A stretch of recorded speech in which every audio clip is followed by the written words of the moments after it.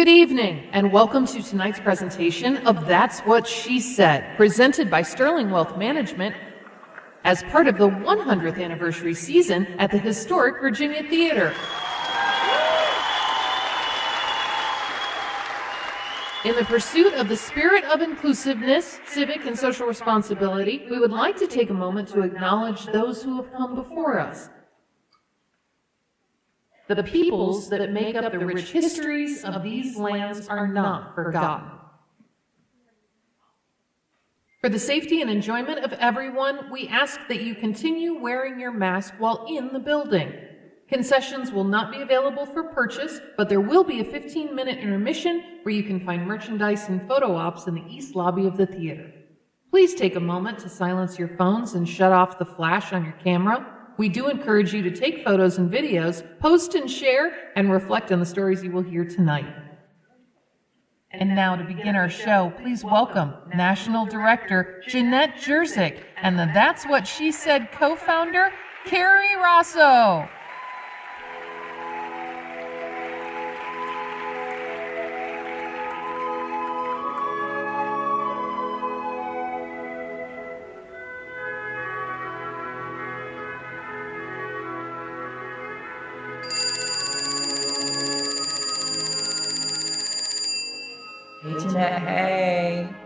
Hey, Carrie Rosso. So good to see your face. It feels like it's been forever and a minute.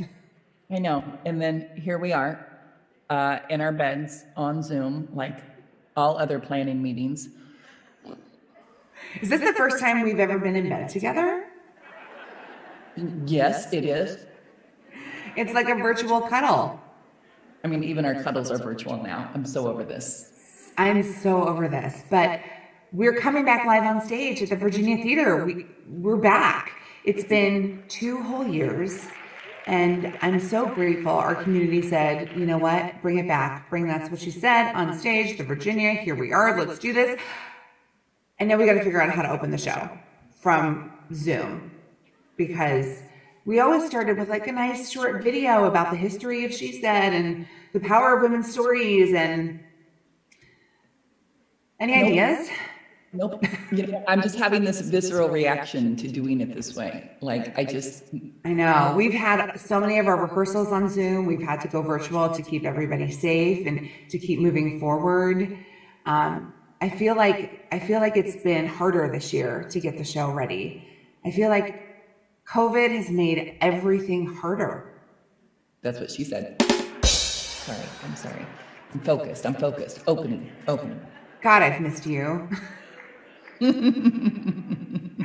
Okay, so I sent you a script to look at. We're gonna record something on Zoom to welcome everybody. So is that what you're gonna wear? My PJs and my mask, and no, I will even put a bra on for this. Oh, thank God. I was gonna say something, but okay, I'm gonna go paint my face, throw on some sparklies, and I'll meet you right back here. Okay, same. Go. Okay. All right, here we go. Well, looking all sparkly there. You clean up pretty nice, Rosso. You too, Jurczyk. Oh, thank you. I'm pretty sure I forgot how to wear real clothing, so I'm trying my best. Hey, I'm only wearing fancy clothes from the waist up. You and me both. Okay, so we usually open the show with just a brief video welcoming our friends, talking a little bit about the history of That's What She Said. So I'm gonna hit record and just say hello and start talking about the early days of the show, and just go for it. Go as big and as long as you need to, okay? Nope, don't. You just couldn't help yourself, could you? I'm sorry, but I'm over videos, I'm over Zoom, I'm over seeing people in a little box. I want to see real people. I want to go out on that stage and I just want to see people. I mean, COVID. I'm over it. So no video? You just want to go do this in person? Yeah, let's go. All right, I'll see you out there. Okay, let's go. Okay.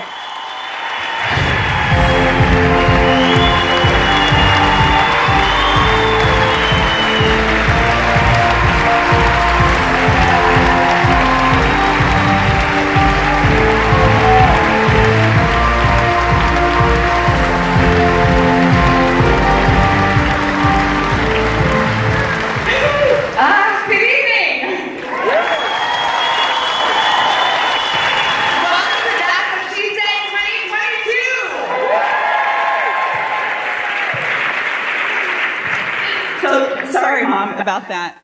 But I've missed you guys, and I am just so excited to be back in person. Well, in slippers, anyway. Well, yes. So we've been up here telling stories for 9 years, but women have been telling stories since the dawn of time. And it's been 2 whole years since we've been standing right here on this stage. We are so grateful to all of you for being here. So from me to you, high fives and butt slaps all around. That's Carrie Rosso speak for welcome. And we're so excited that these 10 women that are about to come out here and share what they've been working on for months and months with you. So for tonight, can we all just forget about what's happening out there? Can we all just stay here and focus and be here in the moment and watch these stories unfold? Yeah. So, ladies and gentlemen. Yeah, there's a few of you out there. Please welcome your 2022 That's What She Said speakers.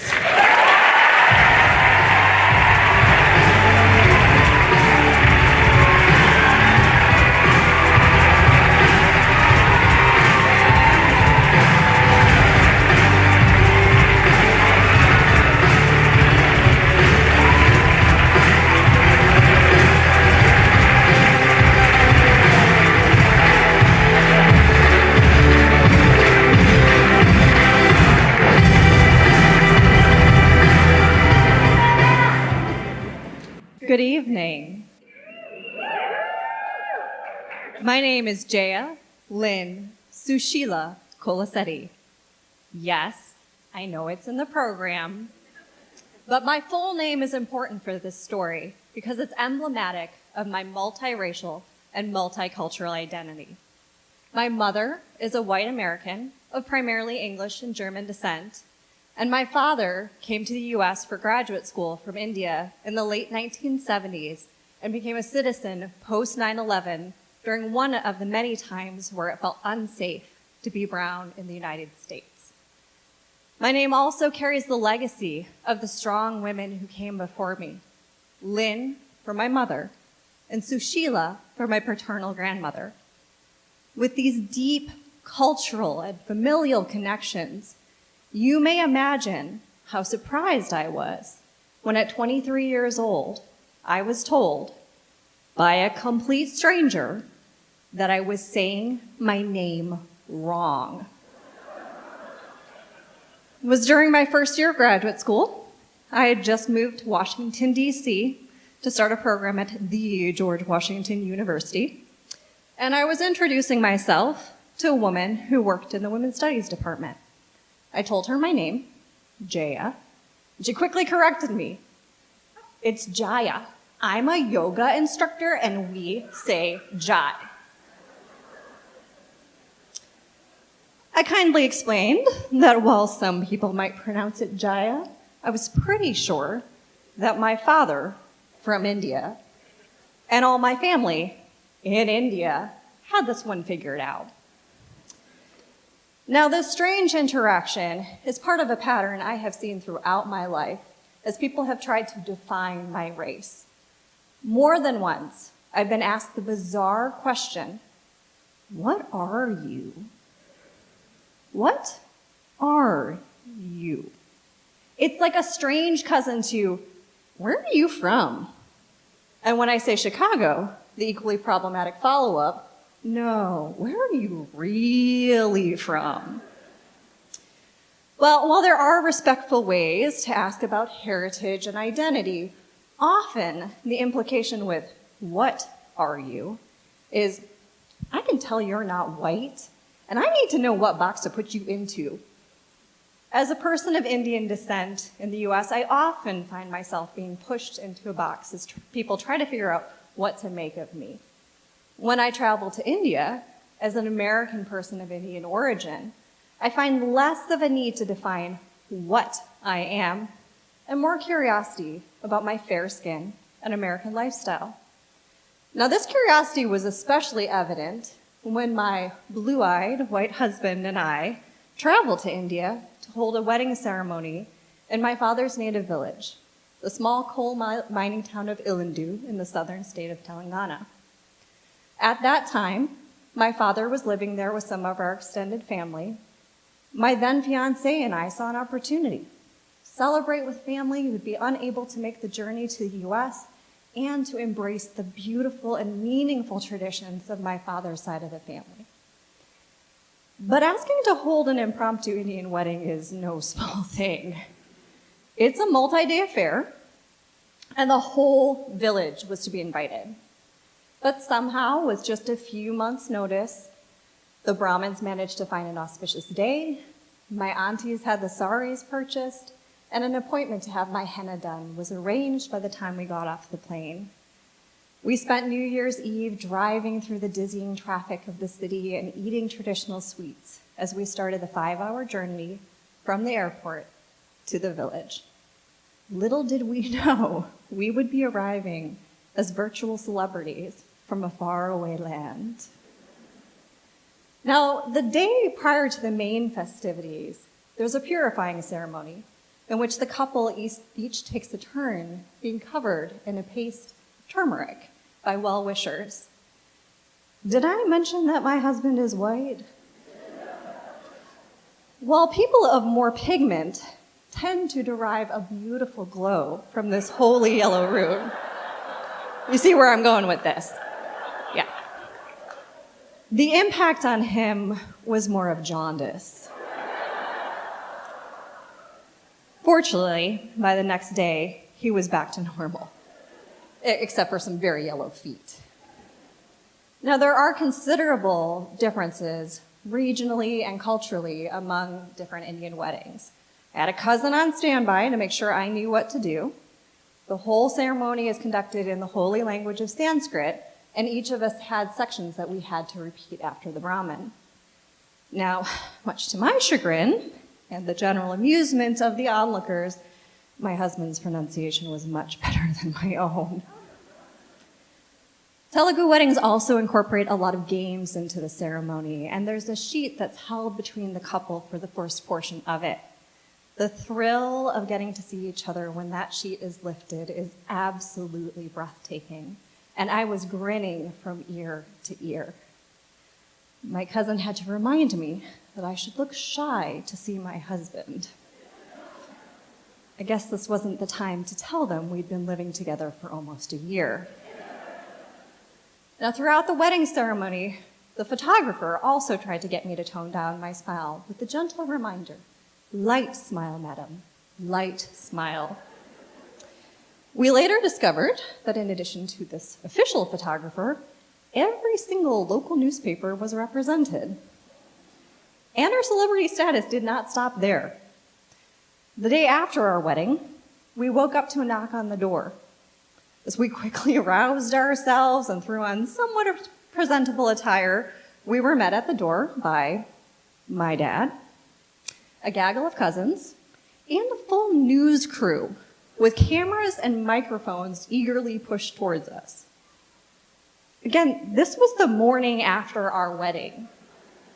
Our room was wrecked. As we quickly tried to push the celebratory bottles of Knockout brand beer behind the door, we realized our room was covered in flower petals.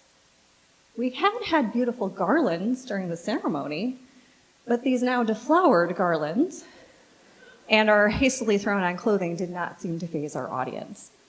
The crew had a pressing question. What do you think of Indian culture? Okay.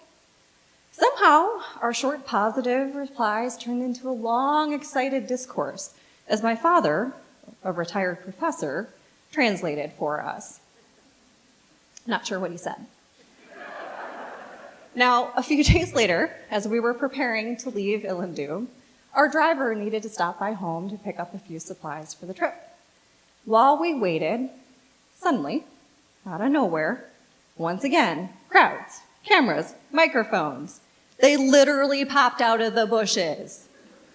Microphones were pushed through the car window to try to get one last chance for an explanation from the Americans.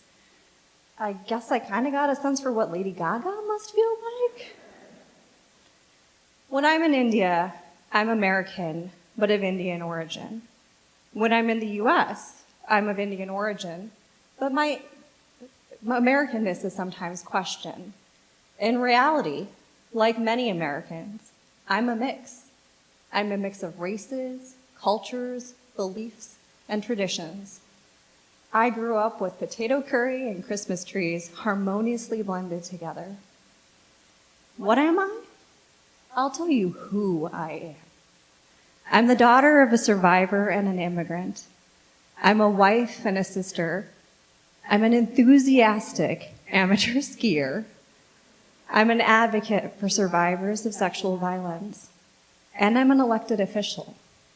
And when just under a year ago, I took my oath to serve the people of Urbana and to defend the Constitution of the United States, I intentionally said my full, culturally significant name. I'm an Indian American, and I, Jaya, Lynn, Sushila, Kolisetty, will continue to define who I am.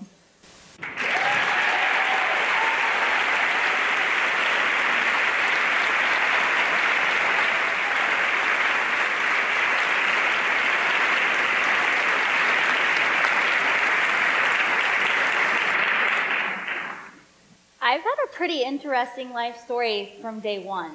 Well, actually, it started before day one.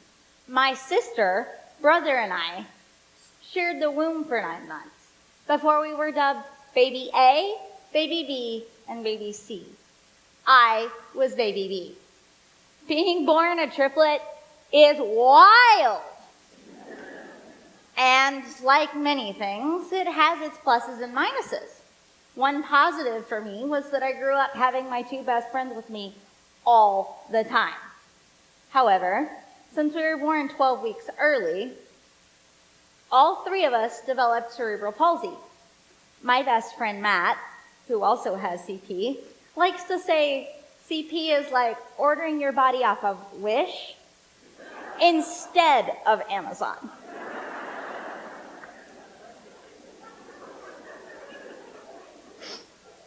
The CDC defines CP as a group of disorders that affect a person's ability to move and maintain balance and posture. It is also the most common motor disability in childhood.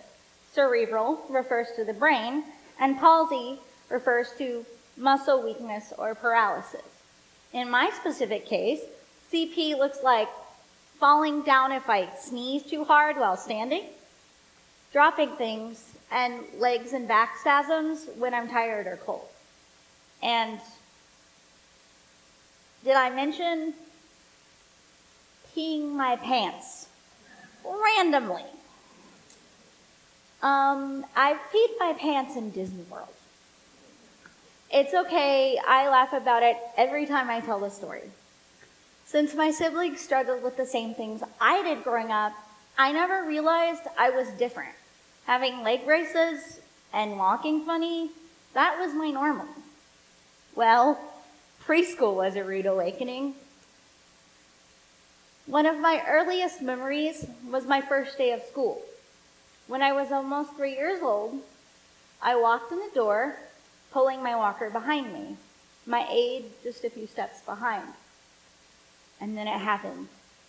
I took one step into Mrs. T's classroom, and 20 pairs of eyes stared back at me. In that moment, I took a deep breath, looked at my feet, and thought to myself, all right, I'm on an island. I'll have to do this myself. As unfortunate as this sounds, this is the reality for most of us with disabilities. Functioning in a world that isn't made for you is a big shit sandwich. This reality is exhausting, and to be frank, society forced me to stand up for myself and to become independent. Sure, it's part of my personality, but sometimes I wish I could turn that part of me off. Sometimes I wish I didn't walk funny When I was little, all I wanted to do was be able to safely go down the slide without help. I wanted to be able to run and play on the playground with my friends, but I walked slower. I couldn't play tag, I'd get too tired and couldn't keep up. Walking on wood chips on the playground was hard. My feet didn't, and if I'm honest, still don't, know how to walk on something uneven without tripping me. I wished I didn't have to have PE adapted for me so that I could participate. I couldn't go outside and play in the snow because I would get too cold and my muscles would shake and become painful. Yet, I wanted kids to see me for who I was. I was a girl who liked baby dolls, drawing, and playing house. My favorite color was, and still is, pink. Yet, all they saw was the walker, crutches, and leg braces. When I was in 2nd or 3rd grade, kids started calling me the Penguin because of how I walked. I waddle. It's fine. I truly don't know any different. This is my normal. Kids would taunt me when I came down the hallway.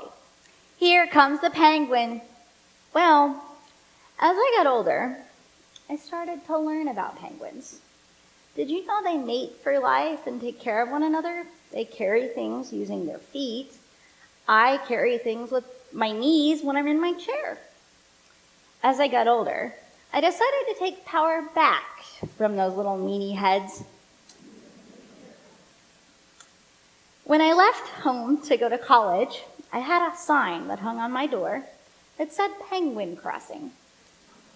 It looks like a caution sign, and to this day, it still hangs on the wall in my bedroom at my parents' house.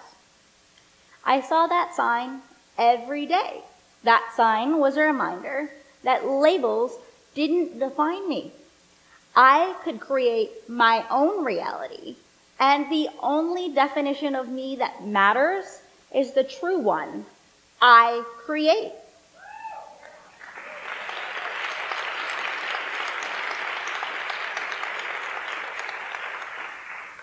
My diagnosis came with certain restrictions and expectations. It will be hard to live independently. It will be difficult to find a loving partner. And the Mac Daddy of them all, it will be near impossible to have your own children.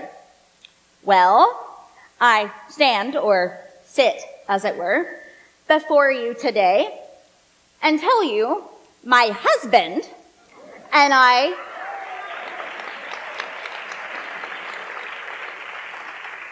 are parents to an able-bodied, beautiful little boy.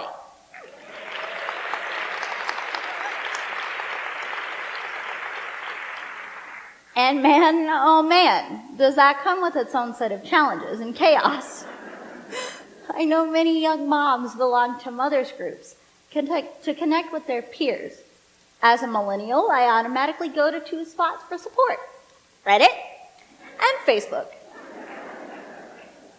There are groups and subreddits for everything from corgis to stupid shit your children did. Sure, there are parenting advice forums. Those are a dime a dozen. But as I was looking for support before I had my nugget, I couldn't find what I needed. Sure, I found plenty of groups out there, but I needed a group of mamas that have disabilities. My search was fruitless. There were no groups on Facebook or pages on Reddit for parents with disabilities like mine. I was flabbergasted. Wheelchair users have access challenges everywhere.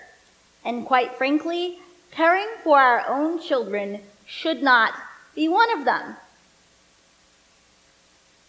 Having CP has taught me to get creative when I do things, but it takes time to figure out what works. Thankfully, I was able to reach out to a few of my wheelie friends that are also parents and find out what worked for them. But what happens when someone is newly in a chair or doesn't know anyone else who uses a chair who also cares for small children? Sure, we all have to adapt. That's part of parenting and especially disability life. But just once, it would be nice to have a resource to go to that offers suggestions and tips from people that have been through it. It seems the world wasn't quite ready for parents with disabilities like mine. You see, I am living in one of the first generations of people with CP to make it to adulthood.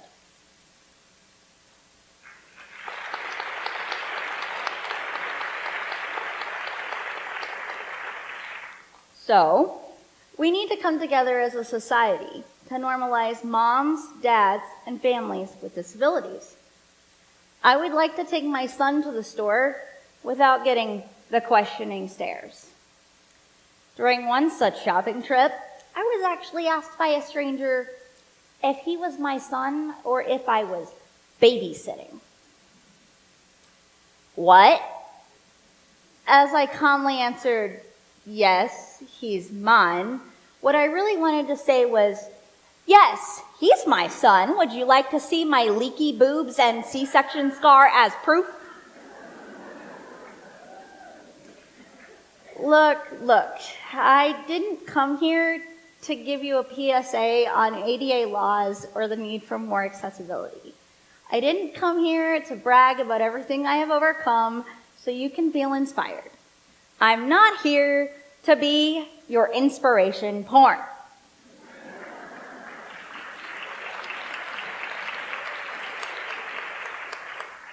I am just trying to live my life as normally as everyone else, challenges and all. I am trying to focus on all the great things I have in my life. I have an amazing family. My siblings and parents have taught me countless lessons.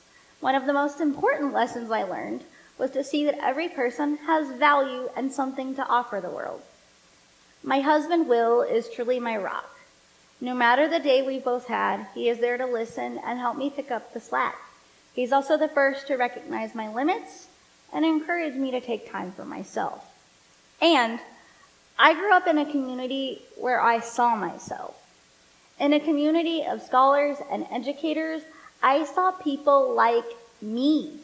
Society tried to put me in a box for their comfort.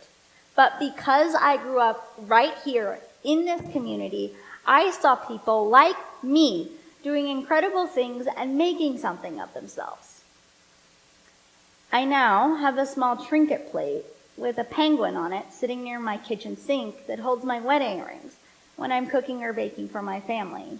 That penguin plate with those rings on it reminds me every day that I defied everyone's expectations. I am a wife, a mom, a sister, a student, an advocate, and so much more, and still a penguin. But I'm a proud penguin.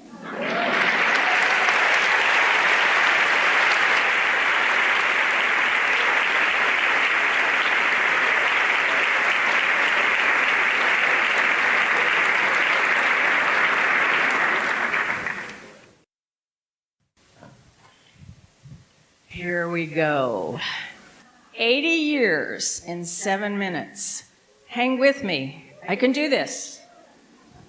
If you ask me if 80 is the new 60, I'd have to say it depends. It depends on your lifestyle and your luck. My lifestyle's been based on progressive passions. I call them progressive because they've changed as I've aged.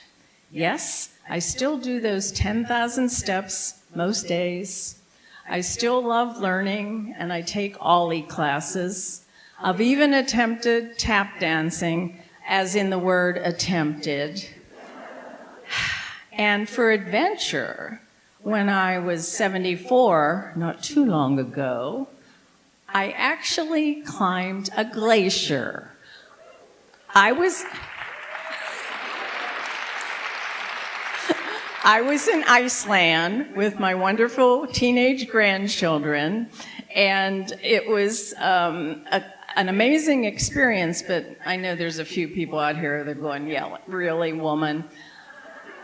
I have a video to prove it. A few years ago, I was recognized in a 70 over 70 celebration. And hey, better late than never, right? And we were asked to share our most outstanding achievement. Great. Here I am in a university community. We have Nobel laureates, Pulitzer Prize winners, and me. But I simply told the truth. Raising two well-balanced, kind, successful daughters has been my greatest achievement.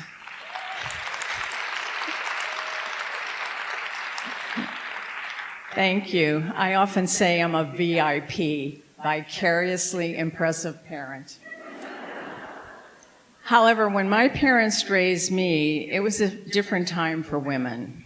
Women were expected to know how to use an ironing board, a cutting board, but never be on a real board of directors. At that time, the careers for women were somewhat limited. I could be a secretary, but I couldn't type. I could be a nurse, but you don't want me near you in a surgical setting. Or I could be a teacher. Now, I love children and I love learning, so I became an educator. I had a position as a kindergarten teacher in central Pennsylvania in a farming town. We did a lot of architectural work, creating farms out of Play-Doh. Now, a number of years later, I had a career that dealt with real dough. In fact, I've had several careers. And one time, I was at a large corporation in the office of the CEO. And when the meeting was over, I went to open the closet door instead of the office door to leave. I tried to recover by saying, "Ha, I didn't bring a coat," but it was summertime. Friends would call me, I guess they're friends, and they'd say, "I just pulled a Jono." If you want the translation, a Jono is sharing their embarrassing moment. Well, my kind, wise husband of over 58 years, who edits his thoughts, said, "Joan, why do you share those embarrassing stories?" 58 years, he should have figured it out. And I said, "Ted, nobody likes a perfect person. That's why I have friends." So, I love you guys. By the way, I love to laugh. And you can see why it embarrasses my family. But so what? Laughter is a natural resource, and it improves the environment.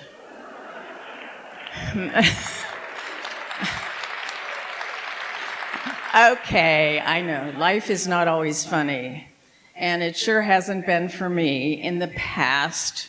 A lot of things happen that sure wouldn't happen today, but they did then. For example, I was working with a chauvinistic insurance salesman, and he wouldn't talk to a woman. He only would talk to my husband. Duh, he didn't know my husband, and he sure didn't know me. I canceled the policy. I should have thanked him, though, because that led me to earn an insurance license myself. And then I went on to take financial planning courses, and I taught a base of financial planning to women who didn't have credit in their own names and couldn't get loans even though they owned the business.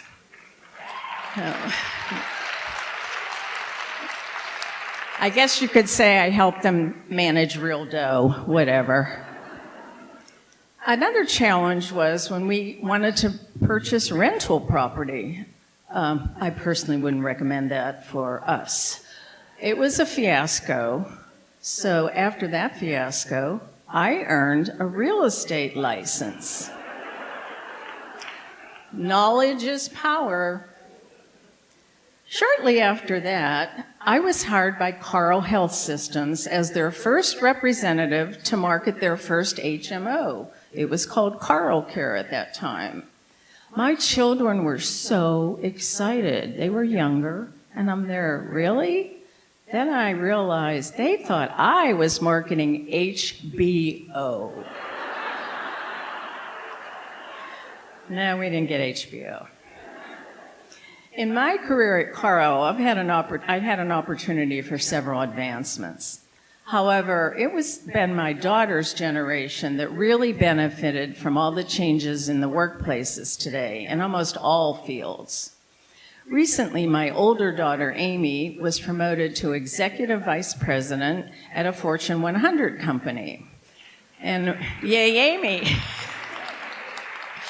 And when I texted her, that's what we do, she said, "Thanks, Mom. You paved the way for Sari and me because you had a career. That mattered. Love, Amy."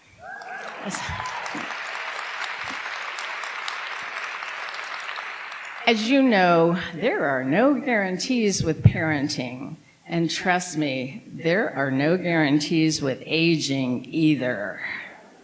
It can be awful or it can be awesome. For example, I recently had to get hearing aids after denying it for maybe 2 years. But I was pleasantly surprised to find out I could stream podcast and music directly into my ears. And you don't see me walking around with those oversized Q-tips hanging out of my ears. As I aged, I celebrated each decade with a party because any excuse to be with my girlfriends is a good reason to have a party.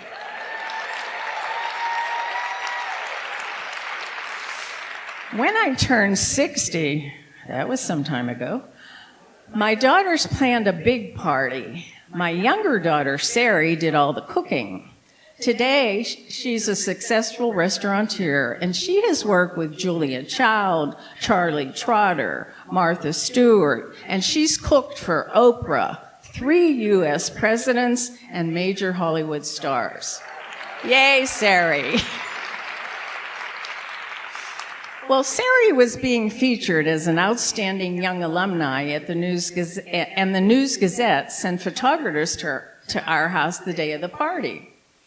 I tried not to be in the picture, but when it came out in the paper, there I was in the corner behind my amazing daughter. Now, everyone in town knew I was 60, and quite a few people knew they weren't invited to that party with the good food. Well, I always say that you can have fun and help others at the same time. So when the party invitations went out, they said, "Joni wants a truck." If you know me, that didn't quite make sense. However, I was on the board of directors of the Eastern Illinois Food Bank at the time, and they needed a truck. So I'm proud to say, with the donations we raised enough money to help the food bank buy a truck. I like to say, if you're feeling bad, do something good. And I've also found that being kind, volunteering, mentoring, and sharing sincere compliments, it doesn't cost a cent, and it's very valuable. Obviously, I've been retired for some time. And I noticed when other people didn't seem to like the word retired, I didn't like it because it had the word tired in it, and I wasn't tired.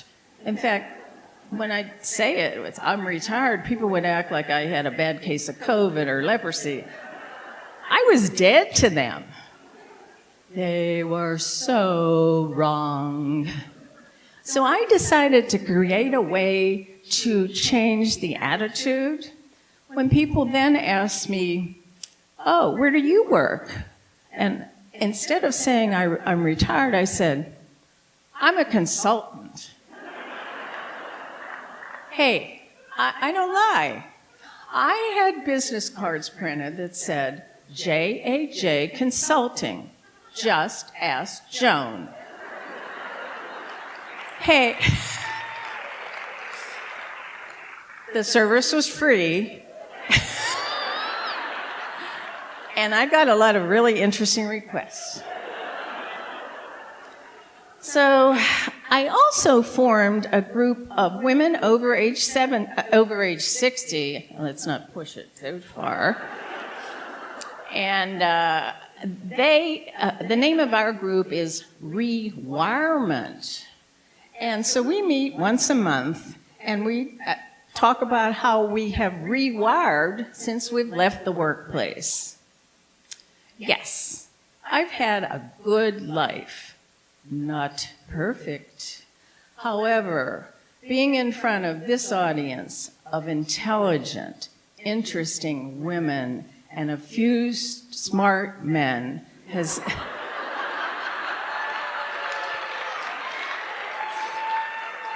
Hey, I want to stay married for 59 years.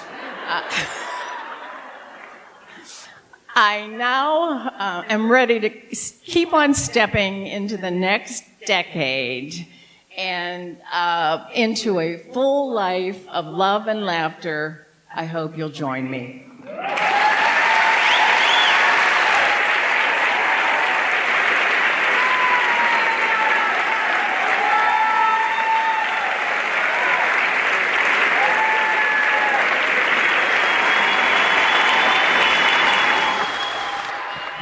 So, I know this little girl.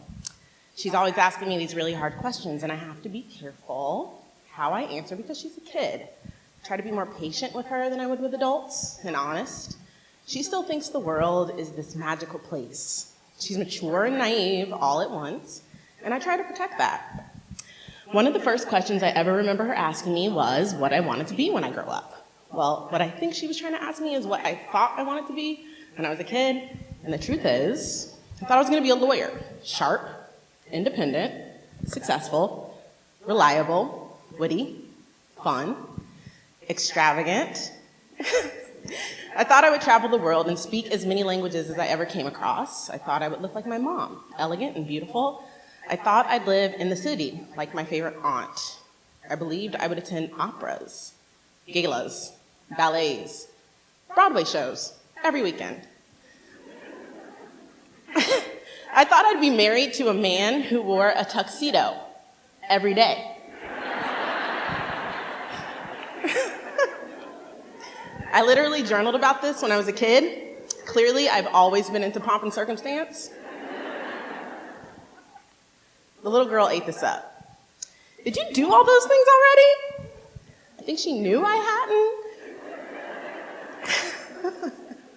Her little mind was trying to wrap itself around and reconcile how children become adults that don't do all the things they thought they would do as children.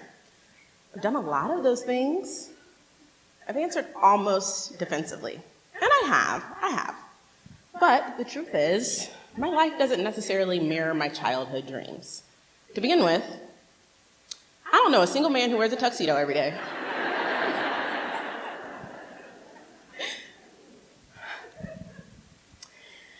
And while I am sharp, independent, successful, reliable, witty, fun, and occasionally extravagant,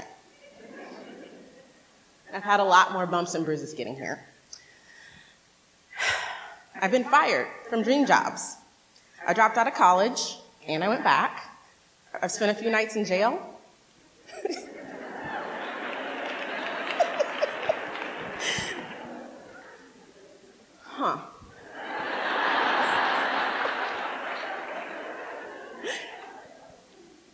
I've looked at my bank account and literally seen less than nothing.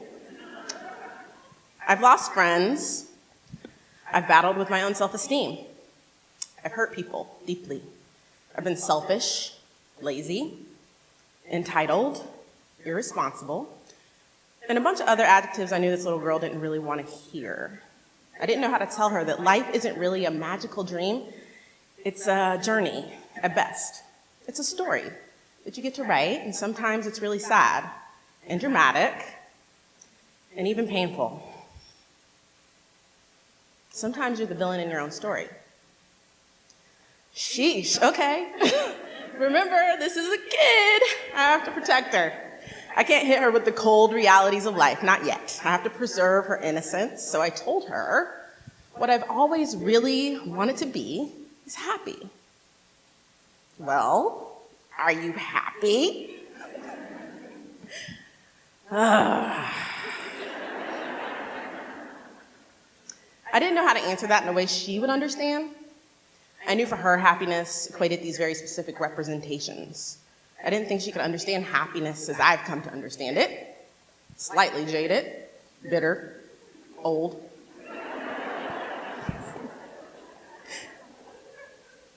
Suddenly, I thought back to a very specific moment in my life, so I answered her. Let me tell you a story. When I was 26, I moved to Los Angeles. I packed up my 2001 GMC Envoy with as much of my belongings that mattered, my 2-year-old pit bull Diamond, and a boyfriend at the time, and headed west. To be clear, that boyfriend wasn't moving with me. He was just a co-pilot meant to help me get my kicks as I took that famous voyage on Route 66.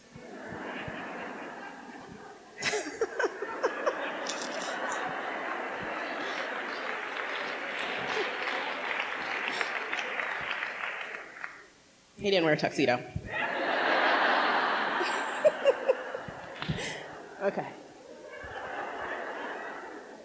So, I wanted to be a television producer, someone in Hollywood that people died to get meetings with, a black woman who could impact television programming and hopefully change some of the imagery for people of color by greenlighting stories that represented the complexity of our lives.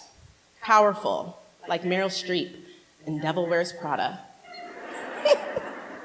But in Hollywood, even Meryl Streep started at the bottom. I was in grad school at the time, so I was able to avoid working the typical waitress gig most 20-somethings get when they move to LA. And I survived by poorly budgeting my student loans, scholarships, and grant money. Good plan, right? This was a blessing because it allowed me the freedom to take one of the best internships in town. I was working at MBC in the Alternative Development Department. I was an unpaid intern. Trust me, a lot of people in my life were appalled that I, in my late 20s, would volunteer to work for free. But I saw the bigger picture. I saw this as an opportunity to get to where I wanted to go. Remember, Meryl Streep, Devil Wears Prada. After some time excelling as an intern, something magical happened. I was offered a position to be the assistant to the head of the department. The other assistants were not impressed. I was very Midwestern. I wore suits and heels to work every day, and no one in that environment dressed like that back then. They probably don't now. Everyone was cool and hip. And in retrospect, I am humiliated by all of the suits that I got from the Goodwill on Crenshaw and wore to work every day. A brown wool Hillary Clinton pantsuit was the worst offender. I was definitely raggedy. Low budget, but I was smart. I had just graduated from USC. Okay, slow down. It's Illini. It's still Illini for me, okay? But I did go to grad school at USC, and I had just graduated. So I approached things academically, showed up to work early. I left late, still do that. I was humble and charming, and I wasn't even getting paid. And I think that's why he chose me. Well, I'll never forget the day he called me into his office and offered me that job. I have a very vivid memory of the sun shining through the window behind him. It created this halo-like effect.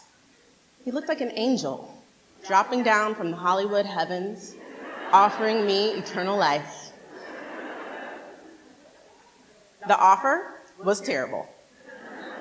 Awful pay, long, terrible hours, and at the time I was driving back and forth to Illinois often to see my dad who was dying of MS. So taking this job wouldn't have been able to do that. Plus, I would have been broke, which honestly at that time wasn't a big deal. Did I mention I was shopping at Goodwill on Crenshaw?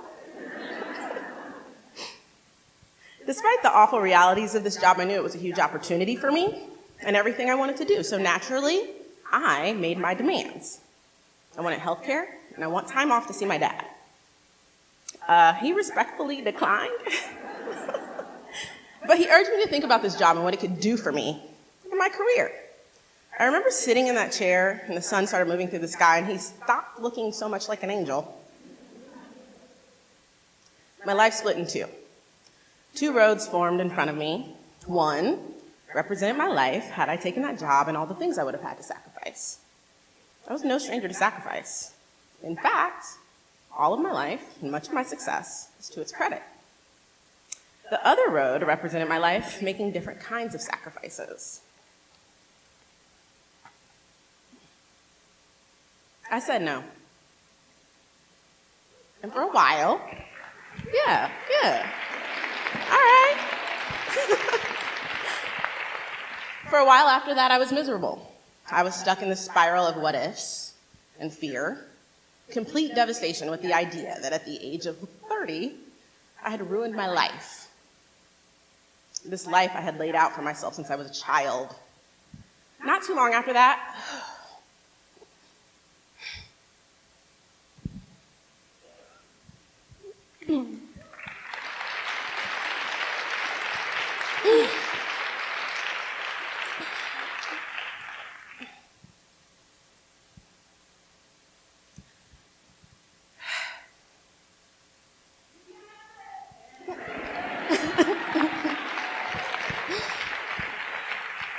I do got this. Okay. Not too long after that, my dad died. And as devastating as that was, I was there with him in his final moments, holding his hand.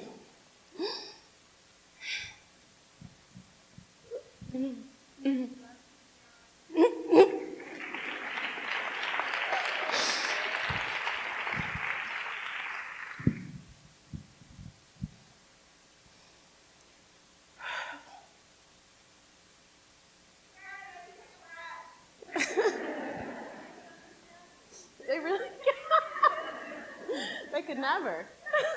Thank you. I was the last person he saw before heaven received him. And I still think that's one of my life's biggest blessings. And had I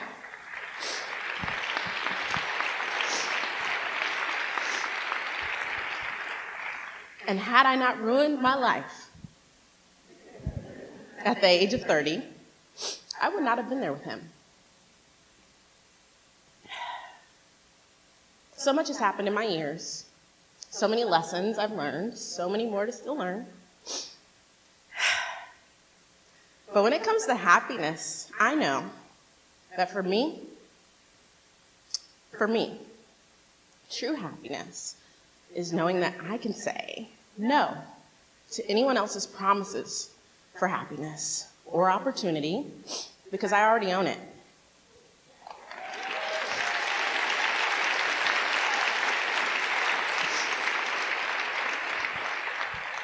That no circumstance, no matter how horrific or how amazing, can take that one thing from me that really matters.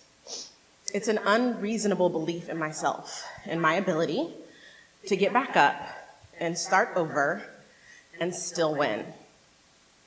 It's a willingness to define winning on my own terms, a perspective over life that accepts that the grass grows and flourishes wherever I choose to water it, and that the grass on the other side has no chapter in my story.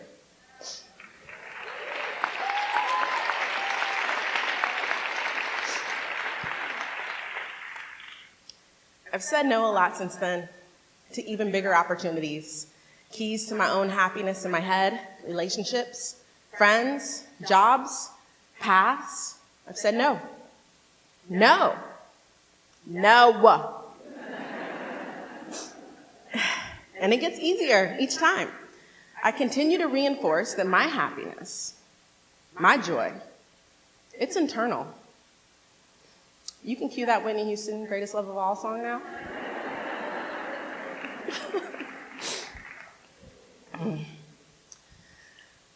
To my surprise, the little girl, mature in ways beyond her years, understood this. She was happy for me. She was proud of me. I'm proud of me. I'm her.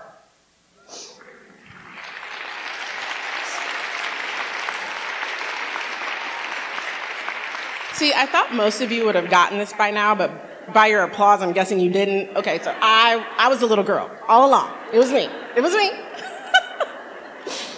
Okay.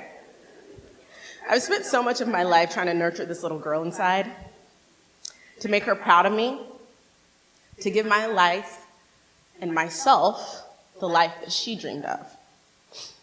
And I just want her to be able to say, and in the end, it was all worth it. There aren't a lot of operas to attend in Champaign. And there are very few galas in Urbana. Still, no tuxedo-clad husband to speak of. But this life, the one I've said no for and yes to, this life is beautiful.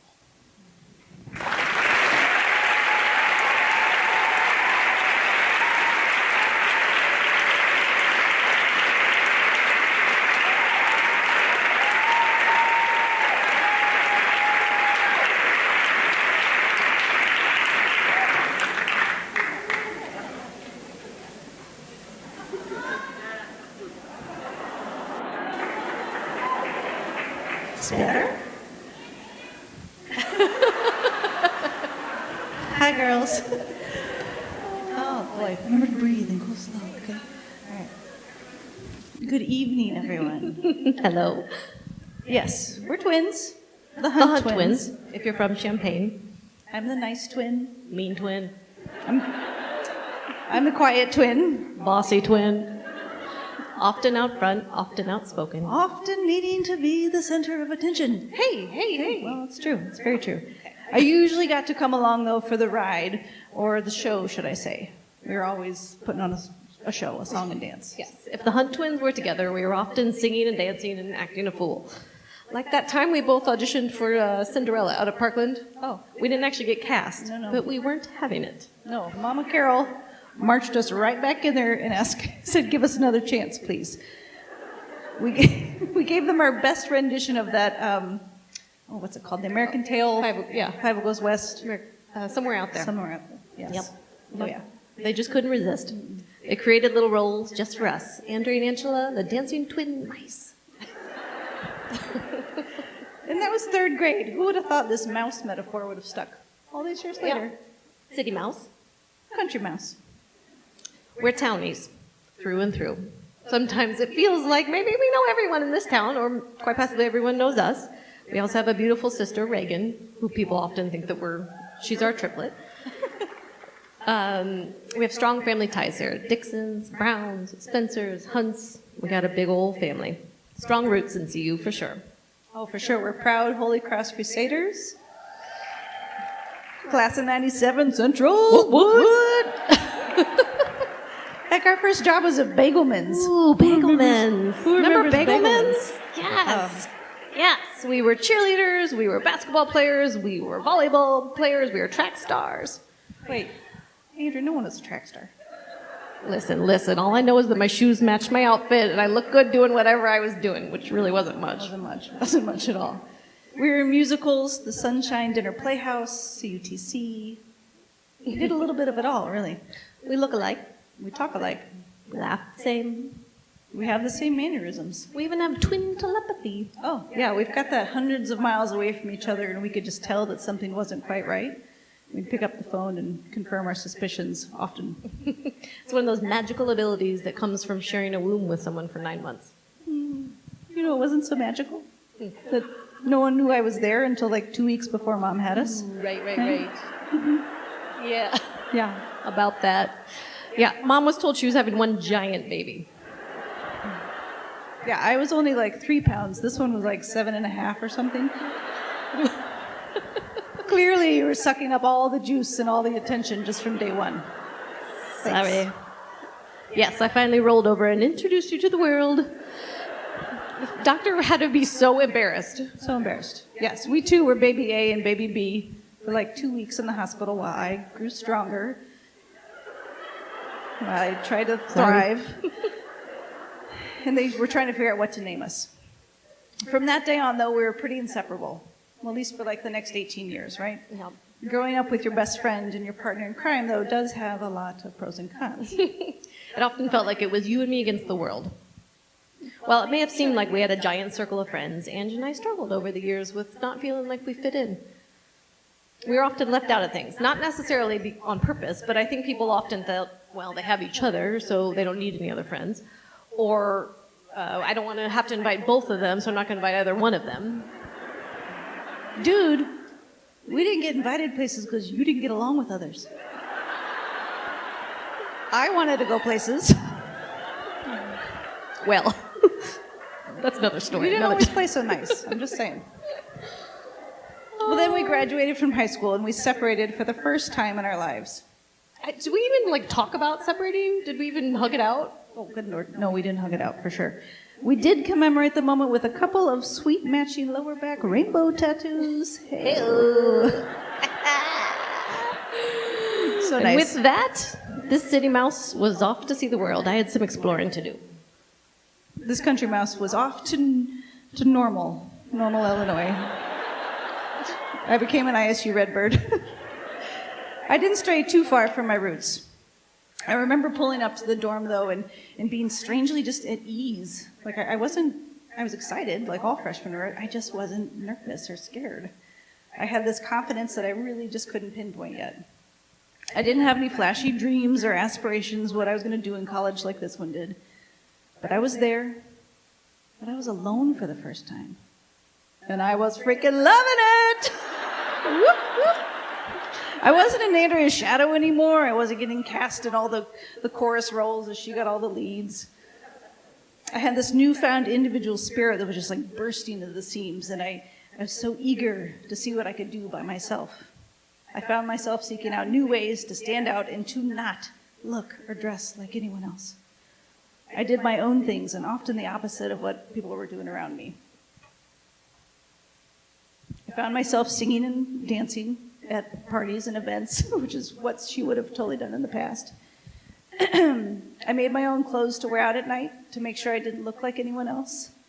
I entered a talent show, the entire ISU Greek system, and I won the whole damn thing. What? It was pretty terrific, really. I was watching Andrea from afar, though, watching her seek out her spotlight and all these amazing adventures she was going on. And that's when I really started to kind of struggle internally with who I thought I was supposed to be. For all these great things and how successful I was at college, I just kept wondering, am I missing out? Am I supposed to be bigger than this? Am I supposed to be a city mouse too? Or I don't have any big dreams. Is that a problem? And then I met Justin. I call him my hoot. He's changed everything. We were 19 and awestruck in love. Our story started in the cliche dating scene of the basement of Cam's. But this was no ordinary love, though. The simplicity and the ease of our connection was powerful, and it was perfectly imperfect. And we really needed to see where these feelings could take us. We started to build a life together that was beautiful and peaceful. And yes, that nagging feeling would rear its ugly head often of, you're not doing enough, you're not big enough. But that feeling kind of slowly started to fade away. Justin and I graduated together and moved back to Champaign-Urbana. The rest of our families were here, and we wanted to build a life surrounded by them. We moved into the family farmhouse just north of St. Joe. I told myself often, this is not forever. Lord, this is just until we find a place to move. It was free, we moved in. I was always worried that St. Joe wasn't going to be enough again for me. But the beauty of this property, the history that my family had here, and the comfort of this small town really started to grab a hold of me. My life was becoming more and more peaceful, calm, and meaningful. Rebuilding these acres in the 180-year-old farmhouse has been a hell of a lot of work.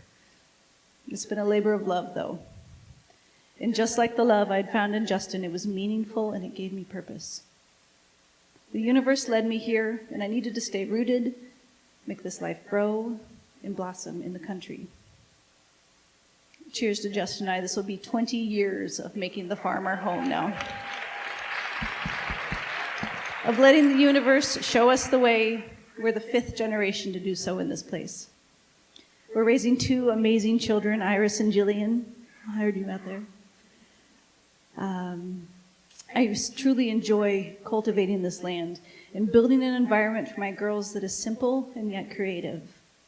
I hope to teach them how to build a home and a life that is heartfelt and meaningful with your own 2 hands, just like our parents taught us to do. There are definitely times when I look up at the night sky and I wonder, did I choose the right choice? To stay, to choose peace and simplicity over these big flashy dreams like Andrea had. But I listened to my heart, I took a lot of deep breaths, and I focused on making life easy and uncomplicated. I found my calling as a nurse, and most recently in hospice. I find satisfaction in helping others in my community find their own peace and their own quiet in the time that they have left. Every time I think life might be a little bit too boring and a little bit too quiet, I get reminded that I'm a twin, and she's living this beautifully complicated life that I get to be a part of. I really do have the best of both worlds. She always has needed me to be the steady one, the quiet one, the bringer of peace. She needs her country mouse.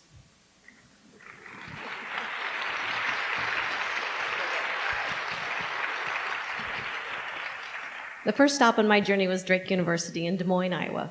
I was full of confidence, excitement, ambition. I was going to double major in musical theater and theater education. I was ready. I was on my way. I was there to make my mark. I was getting cast. I was making friends. I was meeting boys. I was doing it. Yet, for the first time in my 18 years, I felt alone. Super alone. My sidekick wasn't there. I mean, my ace in the hole, my forever go-to, built-in best friend, confidence machine, was no longer standing there with me to take every step. And it was super weird. I felt a strange longing, like I was looking for something, and I was never satisfied. I began my quest for greener grasses that year. From then on, there was always something else I was supposed to be doing. There was always somewhere else I wanted to be. There was always someone else I thought I was supposed to be. After a successful first year at Drake, I was obviously ready to move to New York City. But, guys, it was time. I didn't need my scholarship. I didn't need gen eds. I didn't need sororities or guidance. It was the first feeling that I needed something else. I was 19, blindly fearless and headstrong with an invitation to the American Academy of Dramatic Arts. Now this is where I belonged. This is where I was going to find me and who I was supposed to be in New York City. I spent 2.5 years in New York. I started my first Hunt design business there, painting for people and writing poetry. I taught myself the city. I waited tables. I bartended. I moved 6 times in 2 years. I fell in love. I danced. I partied. I had the absolute time of my life, but I really fell out of focus with why I went there. When I finished my first year at the academy, I was invited back for a second year. But within the first week, I was told that if you want to go do that singing and dancing bullshit, then there's the door. This is theater. So I left. Yeah. But hey, guys, I knew what I was doing. I was 20 years old, living alone in New York City. I mean, I had it all under control. I had it. In reality, my soul just needed the next thing to start. And while looking for that, New York City began to chew me up. I woke up on September 11th, 2001 to watch the World Trade Center fall. It was time. I needed the next thing to start. My next stop was Chicago, where I dove deeper into the hospitality industry and deeper into my search for myself and what would make me whole and happy. The further I would dive into something that I thought felt right, be it a job or relationship, the further from happiness I would fall. In 2016, my restless spirit thought that happiness would be on the other coast. So I headed west. California was a fresh start, a new relationship, a chance to begin yet again. No more heartbreak, no more job changes. This was it. Well, I married it 2 years later. This was all I ever wanted. To be loved, to be happy, to have a purpose, to be needed. I was going to stay put. I was helping him run his business. I did his bookkeeping. I did his marketing.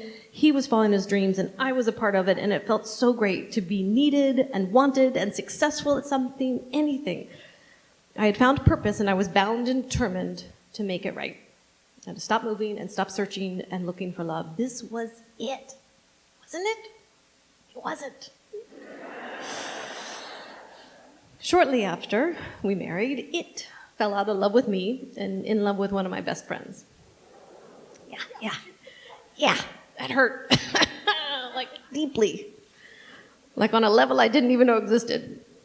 My greatest fear of being alone and not being enough blew my shallow little world apart.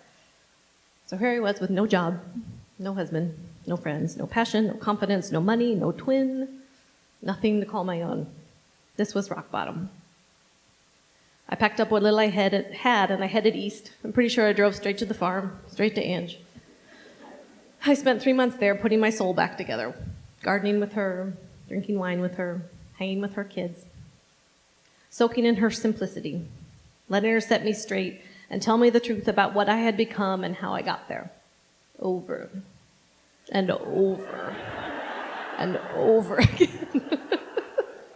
I was so hurt and I was so unwilling to change the narrative of this woe is me story in my head until one day Ange just snapped at me. Enough! God, enough! Stop! Just stop talking about it. I'll never forget that day. And it just clicked. It was the tough love that only she could give me. And she was right. Everything changed that day. As crazy as it sounds, I actually packed up the next week and I headed back to California. Back to the heart of the hurt. I wasn't done out there. I wasn't going out like this. I wasn't closing that chapter of my life on somebody else's shitty terms. I found a comfortable job. I worked out every day. I started singing and dancing every day. I stayed in the light no matter how much the darkness wanted me back in. And I enrolled in the San Diego School of Floral Design. I took nightly classes, and after about a couple weeks, the instructor pulled me aside and said, "Hey, I think you've really got something here. You should pursue this." And so I did. And with that tiny boost of confidence, I found something that was 100% for me for the first time. Something that I was good at. Something that made me happy and made other people happy and could make money. I was hooked. In the past 10 years since, I have learned first and foremost to get out of the way of the universe. Stop searching and setting expectations for what you're supposed to do or feel. Stop pushing against life to get what you want, instead of just going with its beautiful, messy flow. And in doing so, I married a beautiful man. And I had 2 rock star children, Maxwell and Warren. I nurtured my love for floral design as a studio florist, and in the past 9 years, I've nurtured that love, and in this year, I just opened my flower shop here in Champaign, Illinois. Whoop, whoop. In those 10 years, I have continued to move and wander, but I'm no longer lost. In 2017, my wandering spirit finally brought me back to Champaign, back to plant my roots with my family, my lifelong friends, and my twin. Never before have I felt more whole than I do now. It may have taken me 25 years, but I've stopped searching. I'm right back where I always belonged, whole, happy, and living with my twin. Oh. It has been super amazing, though, working back on this project and reflecting on our lives and our journeys and how incredibly different they've been, but what a perfect yin and yang they are. Andrea's always had these amazing adventures, and she's taken me along with all of them. I've traveled the world because of you. But you've also had an endured heartache and hurt that I wouldn't wish on my worst enemy. I've always looked back at Angie's life in love with Justin, and I wanted it for myself. I'm not a no-regrets person. I don't think that's realistic. I cherish the lessons I've learned that have gotten me back here today. No matter how far she's traveled and how long it's been since we've seen each other, our undeniable connection in love and respect for each other never faded. And even though I know how very far apart we are, It helps to think we might be wishing on the same bright star. And when the night wind starts to sing its lonesome lullaby, it helps to think we're sleeping underneath the same big sky. Somewhere out there, if love can see us through, then we'll be together somewhere out there, out where dreams come true.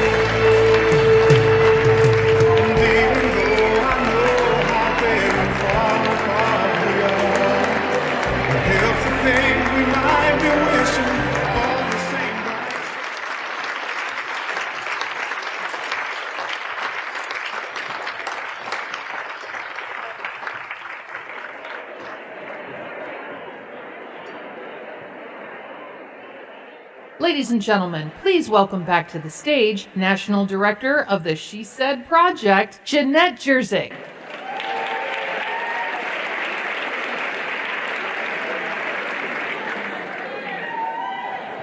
Welcome back, friends. Are y'all having a good time? I don't think I've worn heels in 2 years. So if I fall, you know why. So I get to direct these ladies, you guys. They're amazing. And as the director, it is such an honor and a privilege to work with these women as they prepare for a night like this. Have you enjoyed their stories so far? The fact is that what they've shared and will continue to share in just a few moments are just these juicy, delicious morsels of this thing called life, right? Nothing made up, nothing fantastical, just real life, told in a way that makes us think and makes us feel, that connects us like nothing else can. These are stories that allow us to celebrate the women on the stage, the women in our lives, the women in our community. So I want to thank you all for showing up, for braving the cold, for following the mask-wearing guidelines. I know that we don't love not having food and beverage concessions, but that makes your presence here tonight even more meaningful, because now I know you're not here just for the popcorn. And that intermission was really just to use the bathroom. And to allow me to come out here and say hello to you all, hello, because I have some people that I need to thank for making this evening possible. So first up, we would not be here tonight without the support of our presenting sponsor, Sterling Wealth Management. Thank you, Sharon Allen, and happy birthday. Sharon and her team, they are all about empowering women to live their best lives. All of our sponsors are seriously spectacular. We have to thank the McGuire Home Collection for bringing our stage to life for the ladies tonight. Isn't the set beautiful? Absolutely stunning. I told you, heels.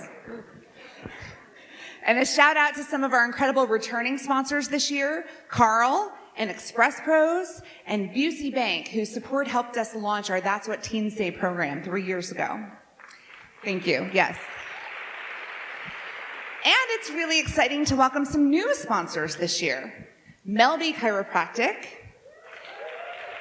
Elliott Counseling, Clannon Marketing, there they are, CIBM Bank, Lisa Rector and the Rector team at Keller Williams. There you are, there's the party. And Confidentially Yours. And the list goes on and on. So many businesses who said yes to supporting us, cheering us on, pampering and spoiling our speakers, like Style and Grace and the Glitterbox Makeup Studio, who came out just a few hours ago to make our ladies look beautiful for the show. Yes. We have a few more amazing stories to share with you in just a moment.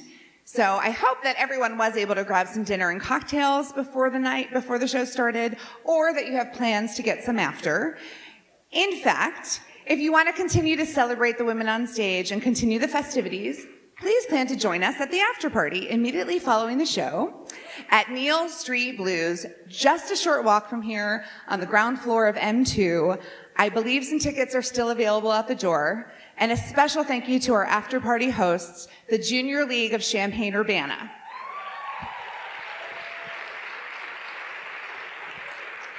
Every show, we partner with a new local nonprofit. This year, a portion of the proceeds from tonight's show will go to the University of Illinois YWCA. Yes, their mission is simple: to eliminate racism and to empower women. They offer career training through their Strive program. They educate and enlighten our community with their annual Stand Against Racism campaign. If you would like to support this organization, please consider becoming one of their 100 women leaders with a $100 pledge. You can learn more about the work that they do at ywcauofi.org. So, yes, thank you to all of our partners and sponsors. As you can see, it takes a village to put on an event like this. Our village is growing, you guys. Thanks to the continuous support of our sponsors, our friends, our ambassadors. We're making that a thing. She said we'll be launching in even more communities this year. In fact, next Friday night, March 4th, 10 incredible women will take the stage in the first ever That's What She Said in St. Louis, produced and directed by Jenny Miller Pratt, who's here tonight. On March 11th, That's What She Said will premiere in Allentown, Pennsylvania, presented by the Junior League of Lehigh Valley. And mark your calendars, because on April 9th, we're going to find out the answer to that age-old question, will it play in Peoria? Because I'm very excited to be directing that group of amazing women and co-producing with Nikki Romaine of Art Inc. And later this year, we're coming back for our third installment of That's What She Said in Bloomington Normal. So we are growing. Thank you. But tonight, we are here at the Virginia Theater as part of their 100th anniversary season. And we would like to thank Stephen and everyone at the Virginia and the Champaign Park District, the volunteers, the house, the crew who make our show run, and the best stage manager on the planet. It's all about the power of women's stories. It's why we do what we do. So let's get on with the show, okay? Please welcome back your 2022 That's What She Said speakers.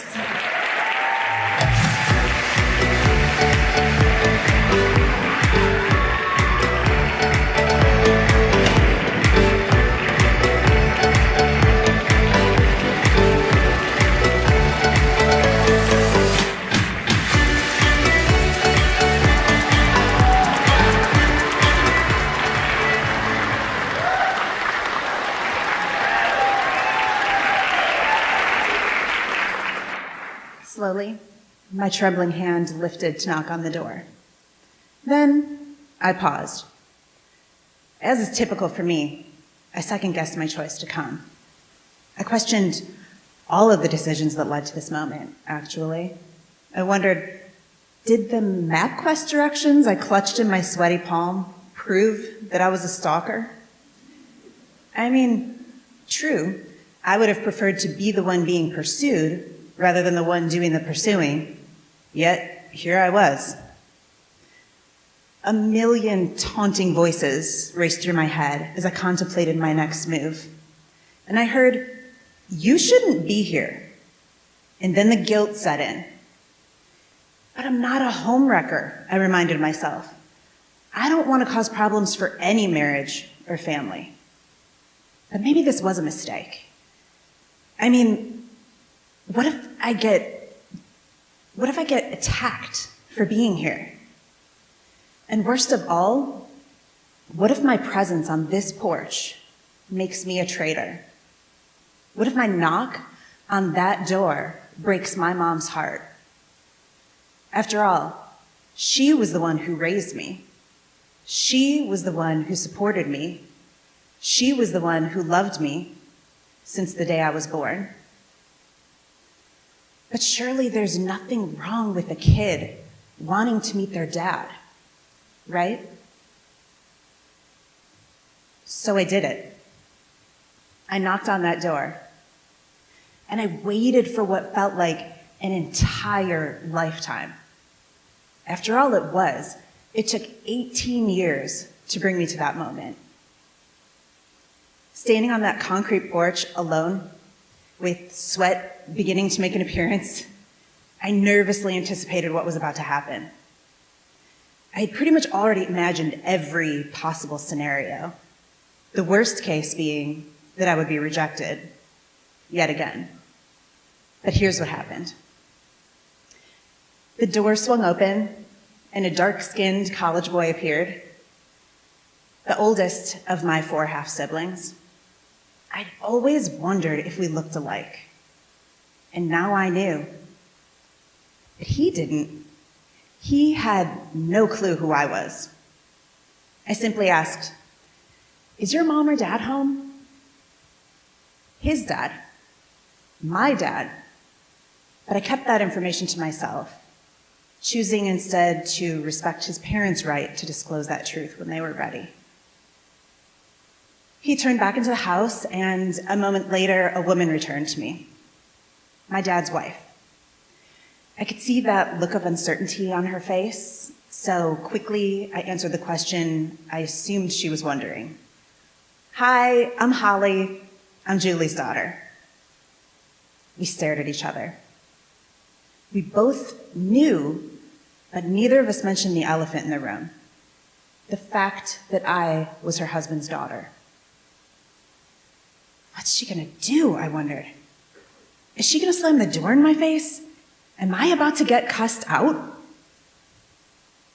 Instead, she pushed open the screen door and invited me in.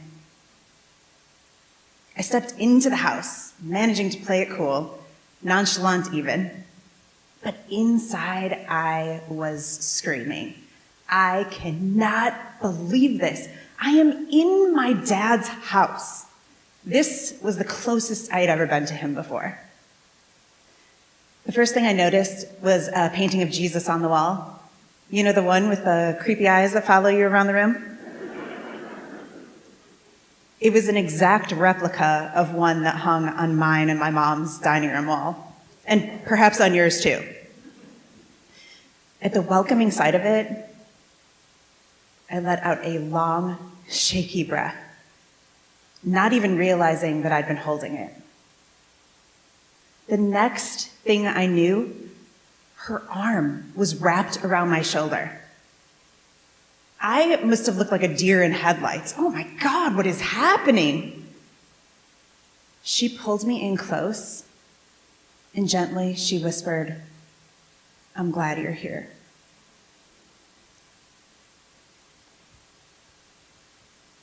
In all the years I had fantasized about this moment, in all the pretend scenarios I had made up in my head about what could happen, never in my wildest dreams did I see this happening. I was shocked. Yet I managed to muster out a sincere, "Me too." And I really, really meant it. I was so glad to be there. I walked down a hallway with her arms still wrapped around me when a diapered toddler ran up to her. She embraced him and told me his name.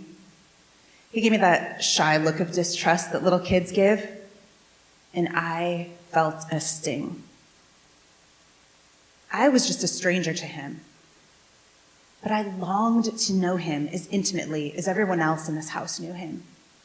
To be someone who could scoop him up and bring him comfort. Would he ever trust me? Would I ever get that chance? I was on a wild roller coaster of emotions, feeling exhilarated to be welcomed into this home, yet heartbroken to feel like a foreigner with my own blood relatives.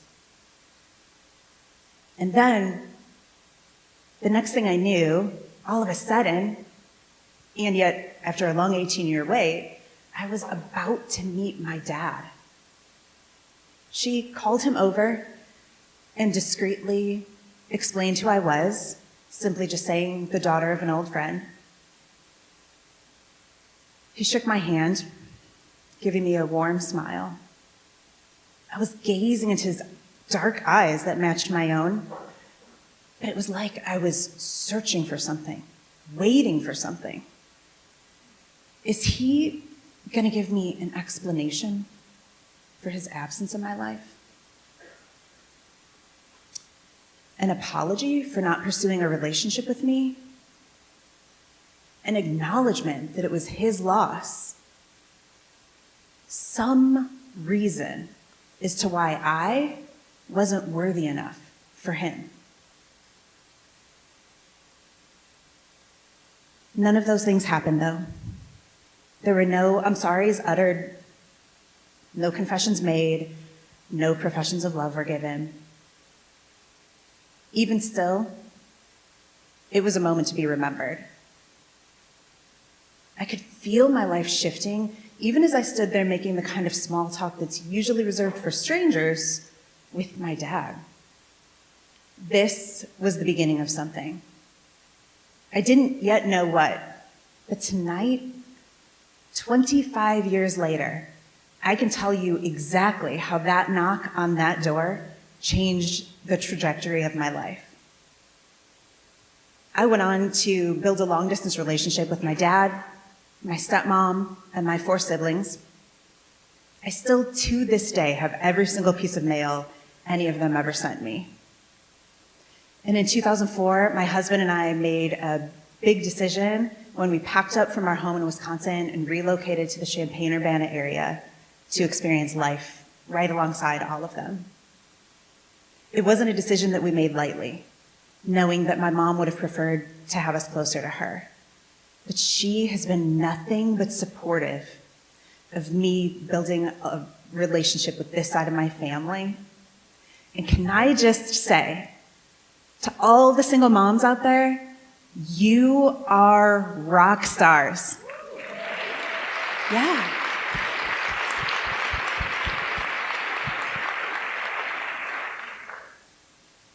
I had the courage to knock on that door because I was raised by a fierce, independent, incredible woman.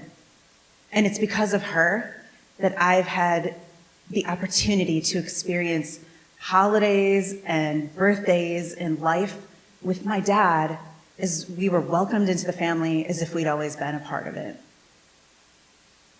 My entire childhood, I was just a stranger to my dad. And ironically, in the last couple of years, I became a stranger to him again as his dementia became more and more advanced. Even though he had no clue who I was, I still visited him as often as possible when he was in the hospital last fall for a couple of months, and again after he was transferred to a nursing home. And I had the distinct honor of being in the room with him and my family when he transitioned out of this world and took his final breath just last month. My message to you is simple. Knock on that door. Whatever your door is. An out-of-state move, a career change, a potential relationship. Sure, you don't know what'll happen if you walk through that door, but you just might be standing on the other side of one of the greatest decisions of your life.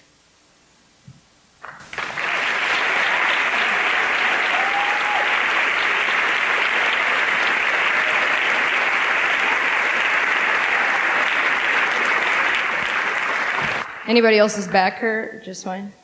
Okay, got it.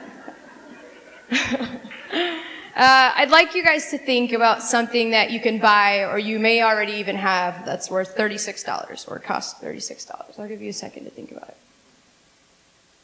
You got it? All right, keep that in your head. I'm going to tell you some of mine. A hand blender, a quick dinner for my wife and me, or maybe even a durable phone case.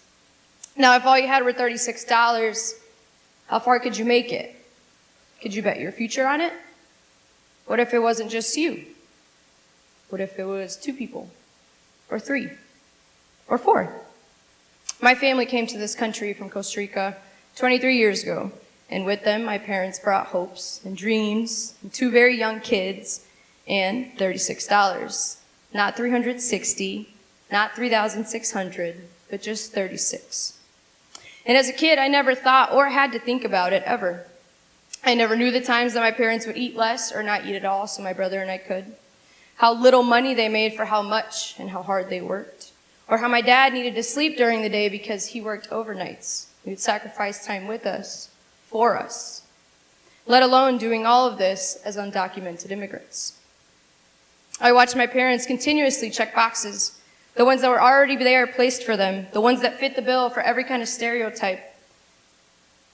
The boxes that statistically told them that their kids wouldn't graduate high school, or that they would likely live in poverty for the rest of their lives. The box that read, you will be undocumented for as long as you're in this country. And as my parents had boxes checked for them, they decided to check a few of their own.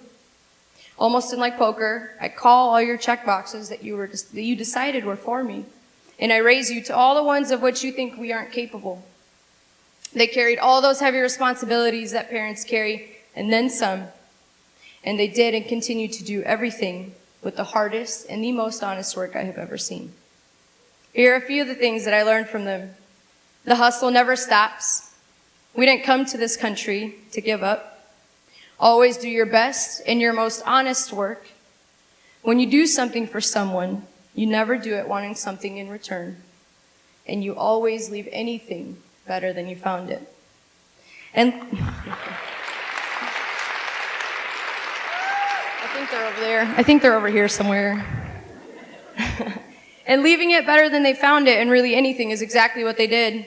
From only $36 in their pocket to now owning a beautiful home in the country, traveling back to Costa Rica for the first time in almost 20 years.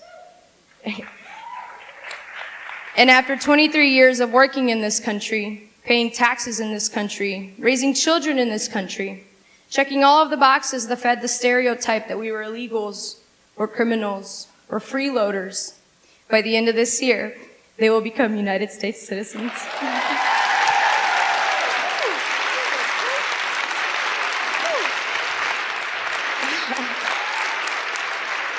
Again, I think they're over here somewhere, so if you want to harass them later, you're more than welcome to. That's right, Bernie, wherever she is. Now, this is what I know as a 29-year-old who still has to write stuff on her hand to really remember it, and who tried to steam her shirt while wearing it and got burnt. You can see the scars over here. Yeah, they look like permanent hickeys now. It's not nice. Meanwhile, my parents were just a few years older than I am now. They had 2 kids and they were making magic out of $36. But as I got older, I started to learn that there were boxes already there for me. And they always seemed to have a say in the things that I wanted to do for myself. These goals and these dreams that I started to have when I was young. Like when I found out I wanted to teach Spanish, and how I fell in love with that, out of all things. But also when I found out I would not pass a basic background check for an education class. When I had soccer scholarships to 4-year universities after finishing my 2 years. But also when I couldn't accept any of those because of my documentation. When I got into one of my dream schools here in my backyard, U of I, only to find out they wanted to charge me international tuition, even though I had lived here since I was a kid. See, all these boxes had already been checked for me before I even got to prove myself. It didn't matter what I wanted to be, the sacrifice for my family, the hard work, or that I wanted to give back to my community. And I get it, resiliency and tenacity and this, but I'm tired. It's tiring knowing that I have more hoops to jump through for the same thing than the average person. It's tiring knowing that voting isn't an option for me locally, statewide, or nationwide, even though it directly affects my community and me. It's tiring knowing that I have to be careful in other states where you can be detained for looking undocumented, or if you don't have all your paperwork on you. I came to have peace in knowing that all these boxes are always going to be checked for me. I can't make them go away. But here's what I decided to check for myself. Not only for me, but for those whose shoulders I stand on, and for those who will hopefully stand on mine one day. I am the first person in my immediate family to graduate from a 4-year college.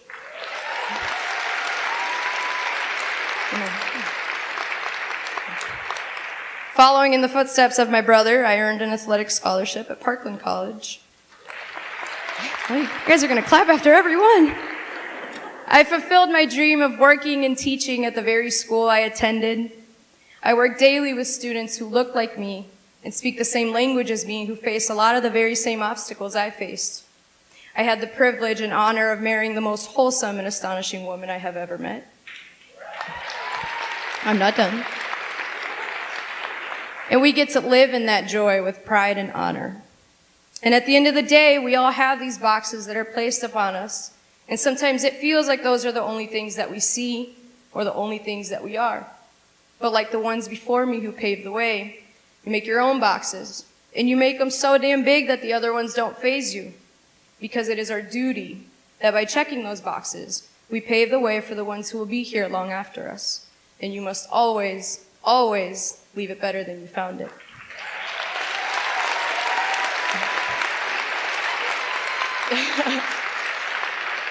I leave you with a Mexican proverb that says, "Trataron de enterrarnos, pero no sabían que éramos semillas."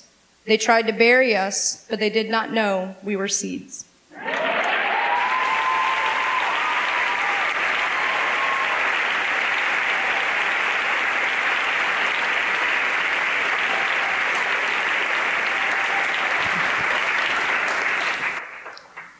Y'all miss hearing me talk, don't you?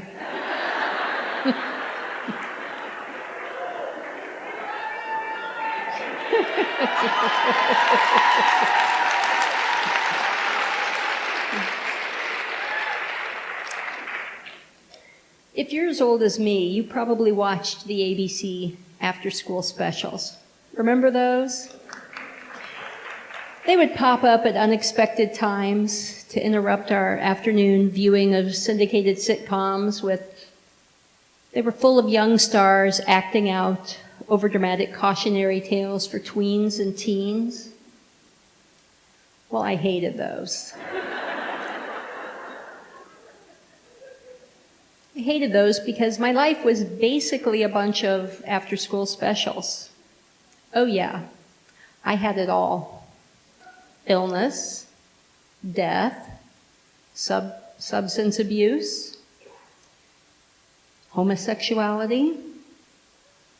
And growing up in a very, very small town meant that my window on the world was not based on experience, but it was based on World Book encyclopedias that were in my basement. They were my generation's Google. So I grew up in a small rural town in central Illinois, and it was about as boring and homogeneous as could be. Everyone, and I mean everyone in my community, was pretty much the same. We were all white, Anglo-Saxon, Protestant, boring. Catholicism was actually considered quite exotic. And lasagna, well, that was an ethnic food. Despite our obvious similarities that I had with everyone, I always felt different. I always felt odd. And like most kids in my town, I grew up feral. You know, we woke up, we ate breakfast, we went outside, we played, we had adventures. We would really only come in to eat and sleep. We often drank out of garden hoses and peed behind bushes and trees so that we didn't have to come in and interrupt our play. My friends and I shared everything. We shared snacks and comic books and secrets, and really bad case of ringworm that we got from a feral cat that I found in the country and brought into town. We had to make our own adventures. We didn't have the video games and all the festive things y'all have on TV and internet. We had to make our own adventures. So one of mine involved the forbidden spider monkey. This was kept on a long leash in my grandparents' neighbor's backyard, and every single time we went to my grandparents' house, we were told not to bother the monkey, not to go near the monkey, and God forbid, do not touch the monkey. Needless to say, every single fiber of my being was drawn to that monkey. It really was the most interesting thing in my life up to that point.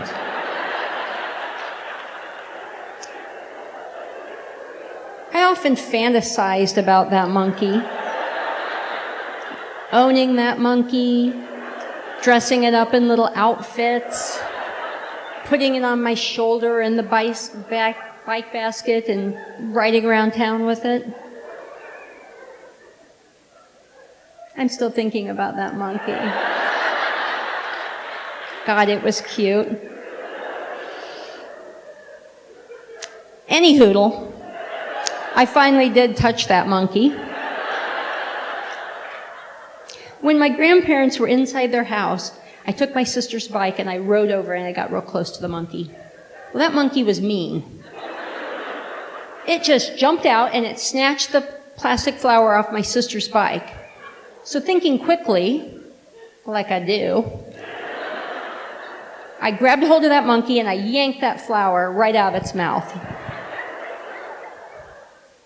That monkey grabbed me and it bit me right on the middle finger. I can still see the scar.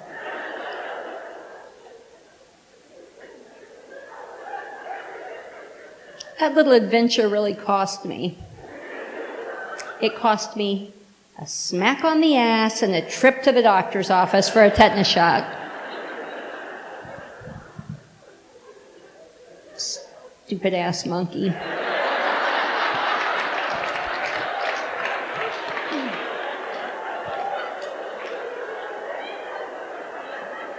Okay, so to set the stage, I was a tomboy. That's what we were called. But not only was I a tomboy, but I was an unusually small, anxious, and sickly child, no doubt due to the near-fatal bout of measles I had as a toddler. And while all of my siblings grew to 6 feet tall, by high school I was only 5'3" and had delayed puberty. That made me seem even weirder. They tried to treat me for my runtiness by things like daily iron medicine, which was so strong that I swear to God I can still taste it sometimes. My doctor told my parents an interesting little way to help me gain weight. They told them to give me a small glass of wine before dinner.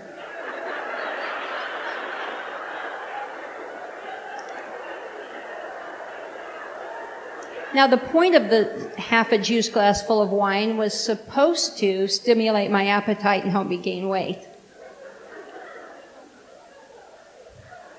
Yes. While I don't remember if that actually helped me gain weight or eat more, I do absolutely remember the calm feeling that it gave me. I was still in grade school.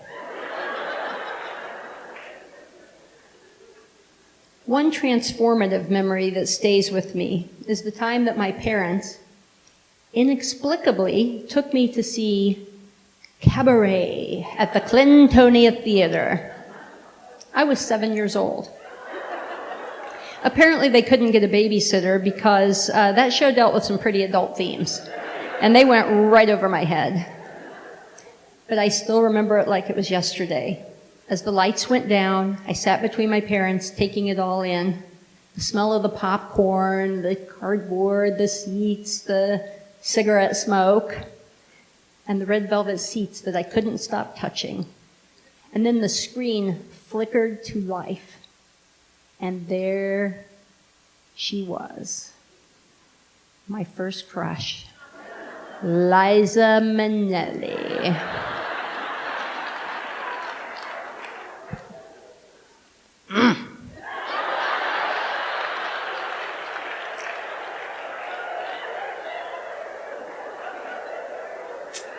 I told you I was a weird kid. After the movie, I could not stop talking about Liza.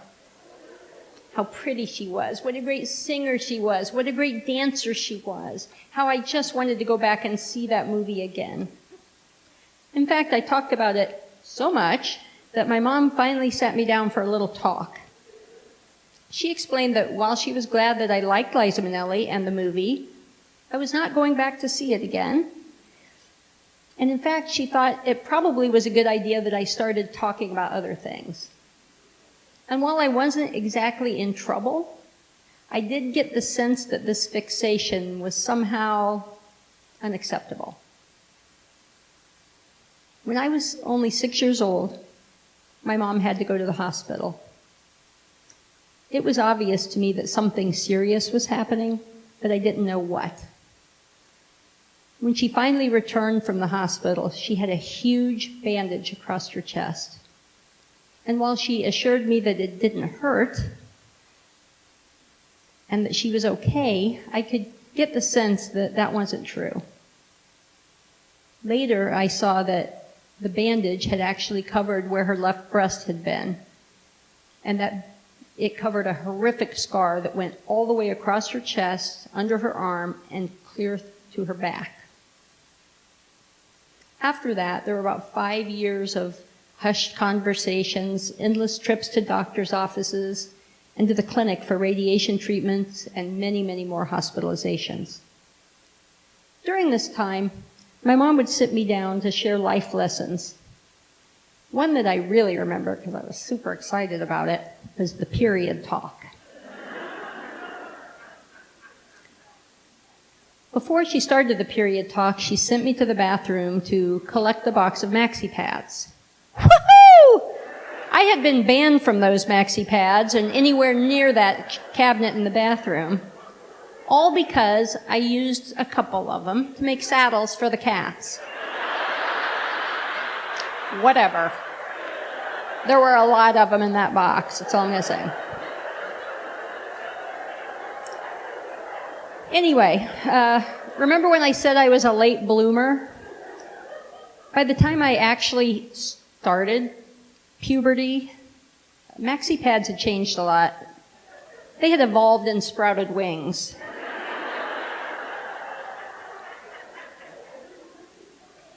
So when I was in 6th grade, just 6 days after my mom's 40th birthday, my sister and I were called to the principal's office, where one of my aunts awaited. She didn't tell us what was wrong, but I knew. When I arrived home, my father sat us down, confirmed my worst fears, and my childhood imploded. So to reiterate, at the point I lost my mother, I was age 11, in 6th grade. I was a small, sickly, flat-chested tomboy who was fighting anxiety, depression, developing alcoholism, and had homosexual tendencies. And did I mention that my really small school had no social workers or counselors? But fast forward. That crush on Liza Minnelli never really went away. And I was starting to think that maybe I actually had caught the gay.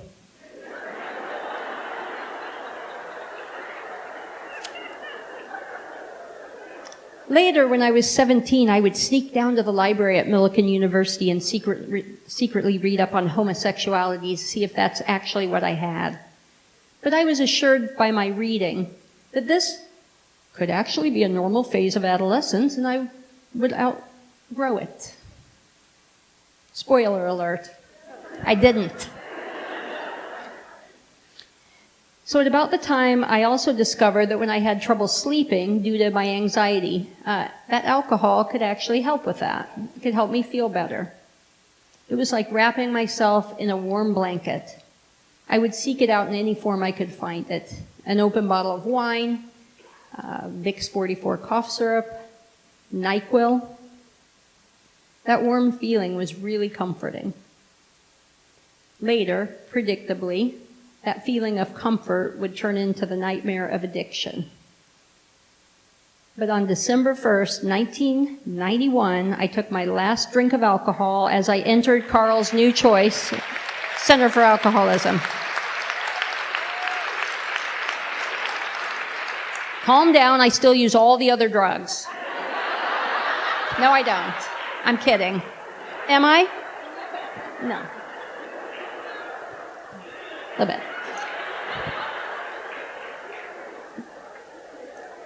My after-school life, like all of those on TV, did have a pretty happy ending. I'm not going to pretend that there haven't been rough times, many struggles, many setbacks as I navigated my way towards adulthood. There still are. There will be many more. But tonight, I stand before you as a sober, out and proud lesbian, mother of 3 smart, caring, beautiful children that I am so proud of, and a professional with a job that I absolutely love. Who am I kidding?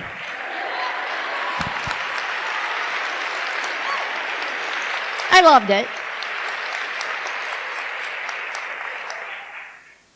When the credits finally roll on my story, there will be a long list of people who were responsible for how it turned out. Family, friends, colleagues, teachers, professors, and others who were just supportive and let me know it was okay if I was weird. These were not professional counselors. These were just caring adults. They just let me know that no matter how awkward or weird or alone I felt, it was okay.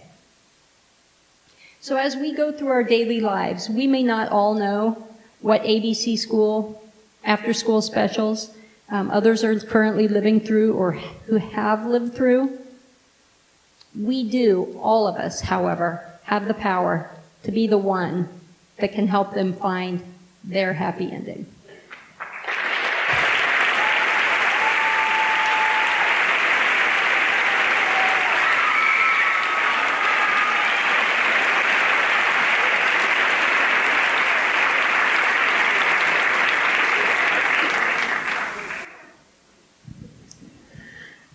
As my granddaughter would say, hey girl. Y'all hear him in the background? 1, 2, 3, 4, 5, 6. My 6 girls. Yes, I have 6 children.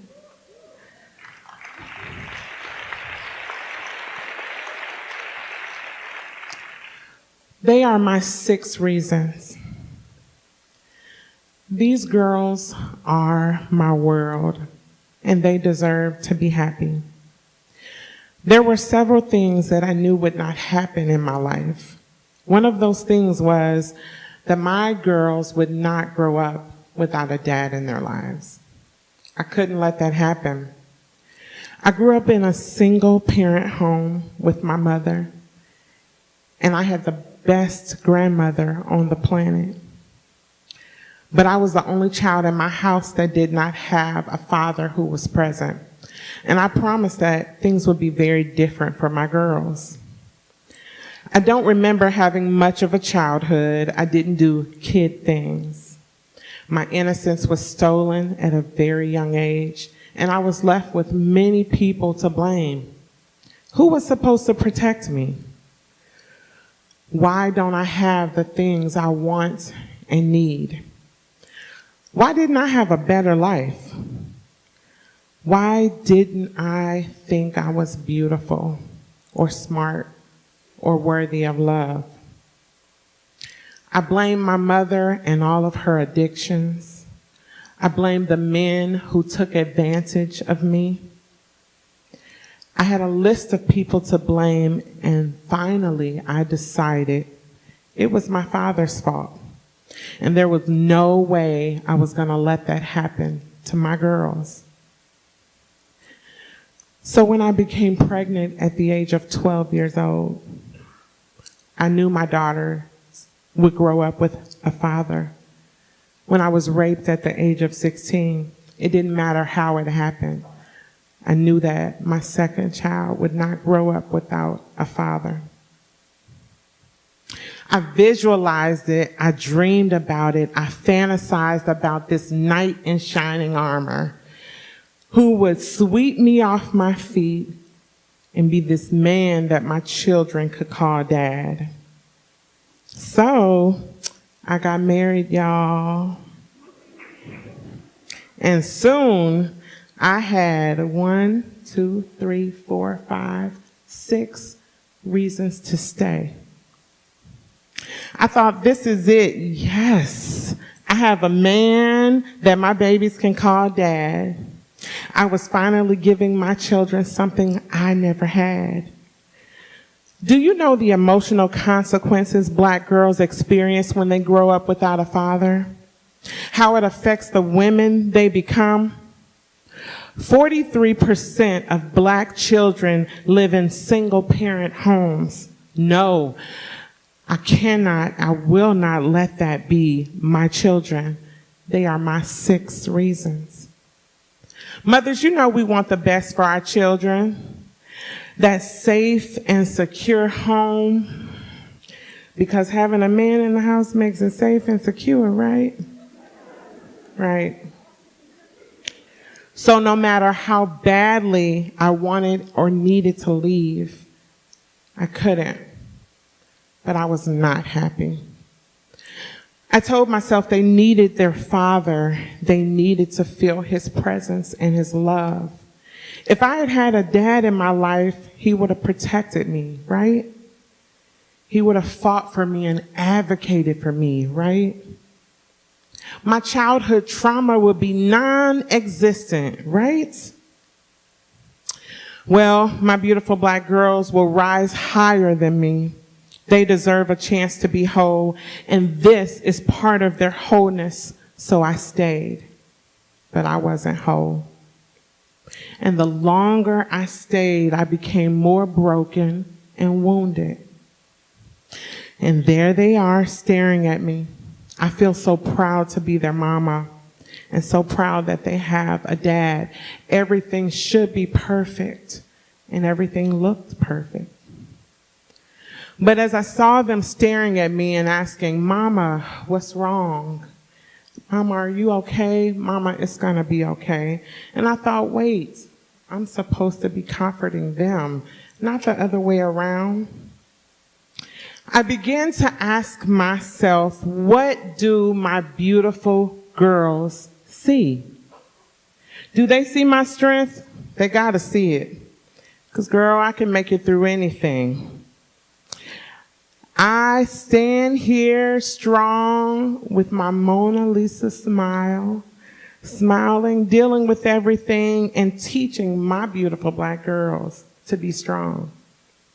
I stick by my man through everything, through it all, through the hurt, the infidelity, the abuse, the other children conceived during my marriage. My life was full of pain, but I was still standing. I'm teaching them, and I'm teaching them. When my eyes finally open, I can finally see what I am teaching them. I look at my beautiful brown-skinned girls and ask myself, who will they be if I stay? By staying, I feed into the lie that strong Black women must bear all, accept all, be all, and do all.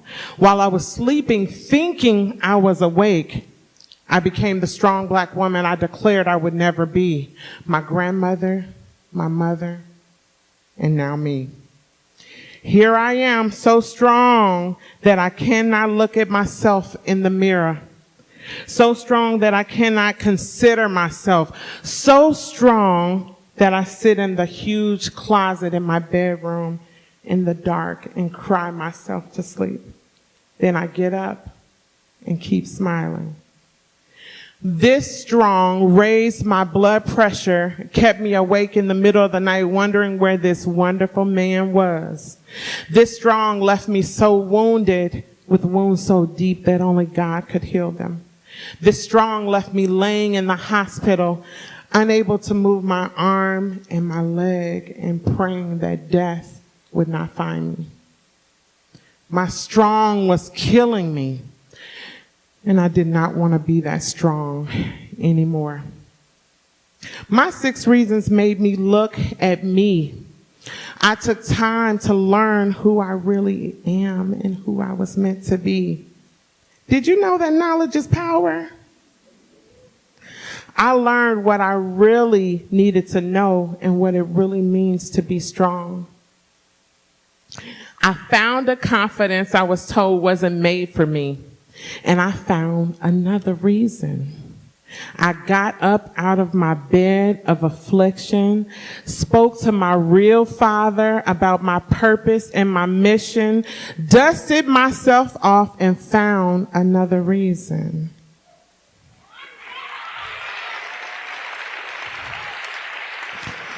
One, 2, 3, 4, 5, 6, 7. Now I had 7 reasons. I learned that I don't have to feed into the stereotypes that have plagued my family for centuries. They are so powerful that Black women believe them. People around us feed into them. We breathe them. This beautifully dangerous and oppressive social construct is alive, and the impact is tremendous. Now I can tell my babies what it really means to be strong. You see, strong is loaded. But guess what, baby? You get to choose the ammunition.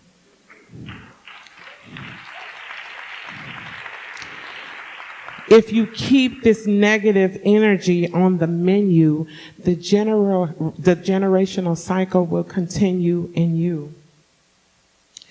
I found my real strength, and I know how strong I really am. And I will spend the rest of my life teaching women and girls about their strength. Hashtag the well experience. Just saying.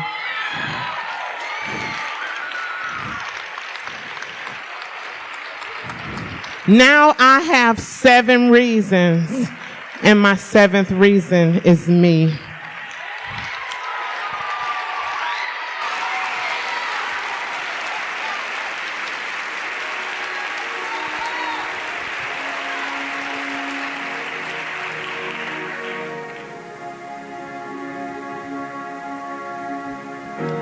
Lost touch with my soul.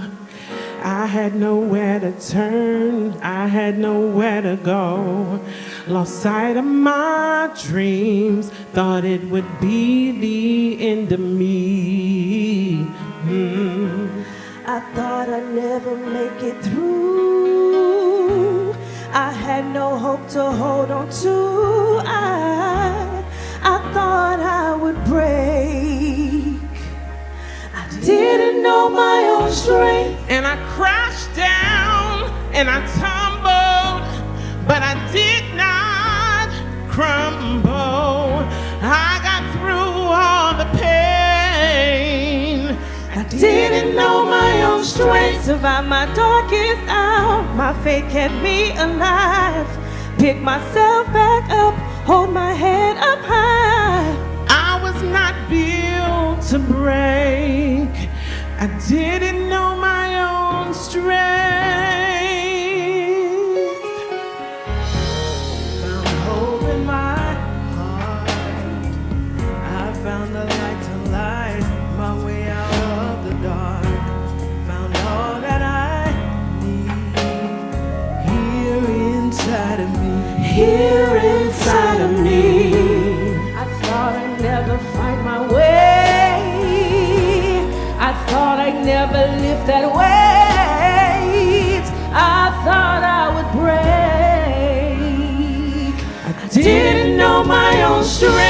and I crashed down, and I tumbled, but I did not crumble. I was not built to break. I didn't know my own strength. Survived my darkest hour. My faith kept me alive. Picked myself back up, held my head up high. I was not built to break. Didn't know my own strength. There were so many times I didn't think I'd get through the night. I thought I took all that I could take. I didn't know my own strength, and I crashed down, and I tumbled, but I did not crumble. I got through all the pain. I didn't know my own strength. Survived my darkest hour. My faith kept me alive. Picked myself back up, held my head up high. I was not built to break. I didn't know my own strength.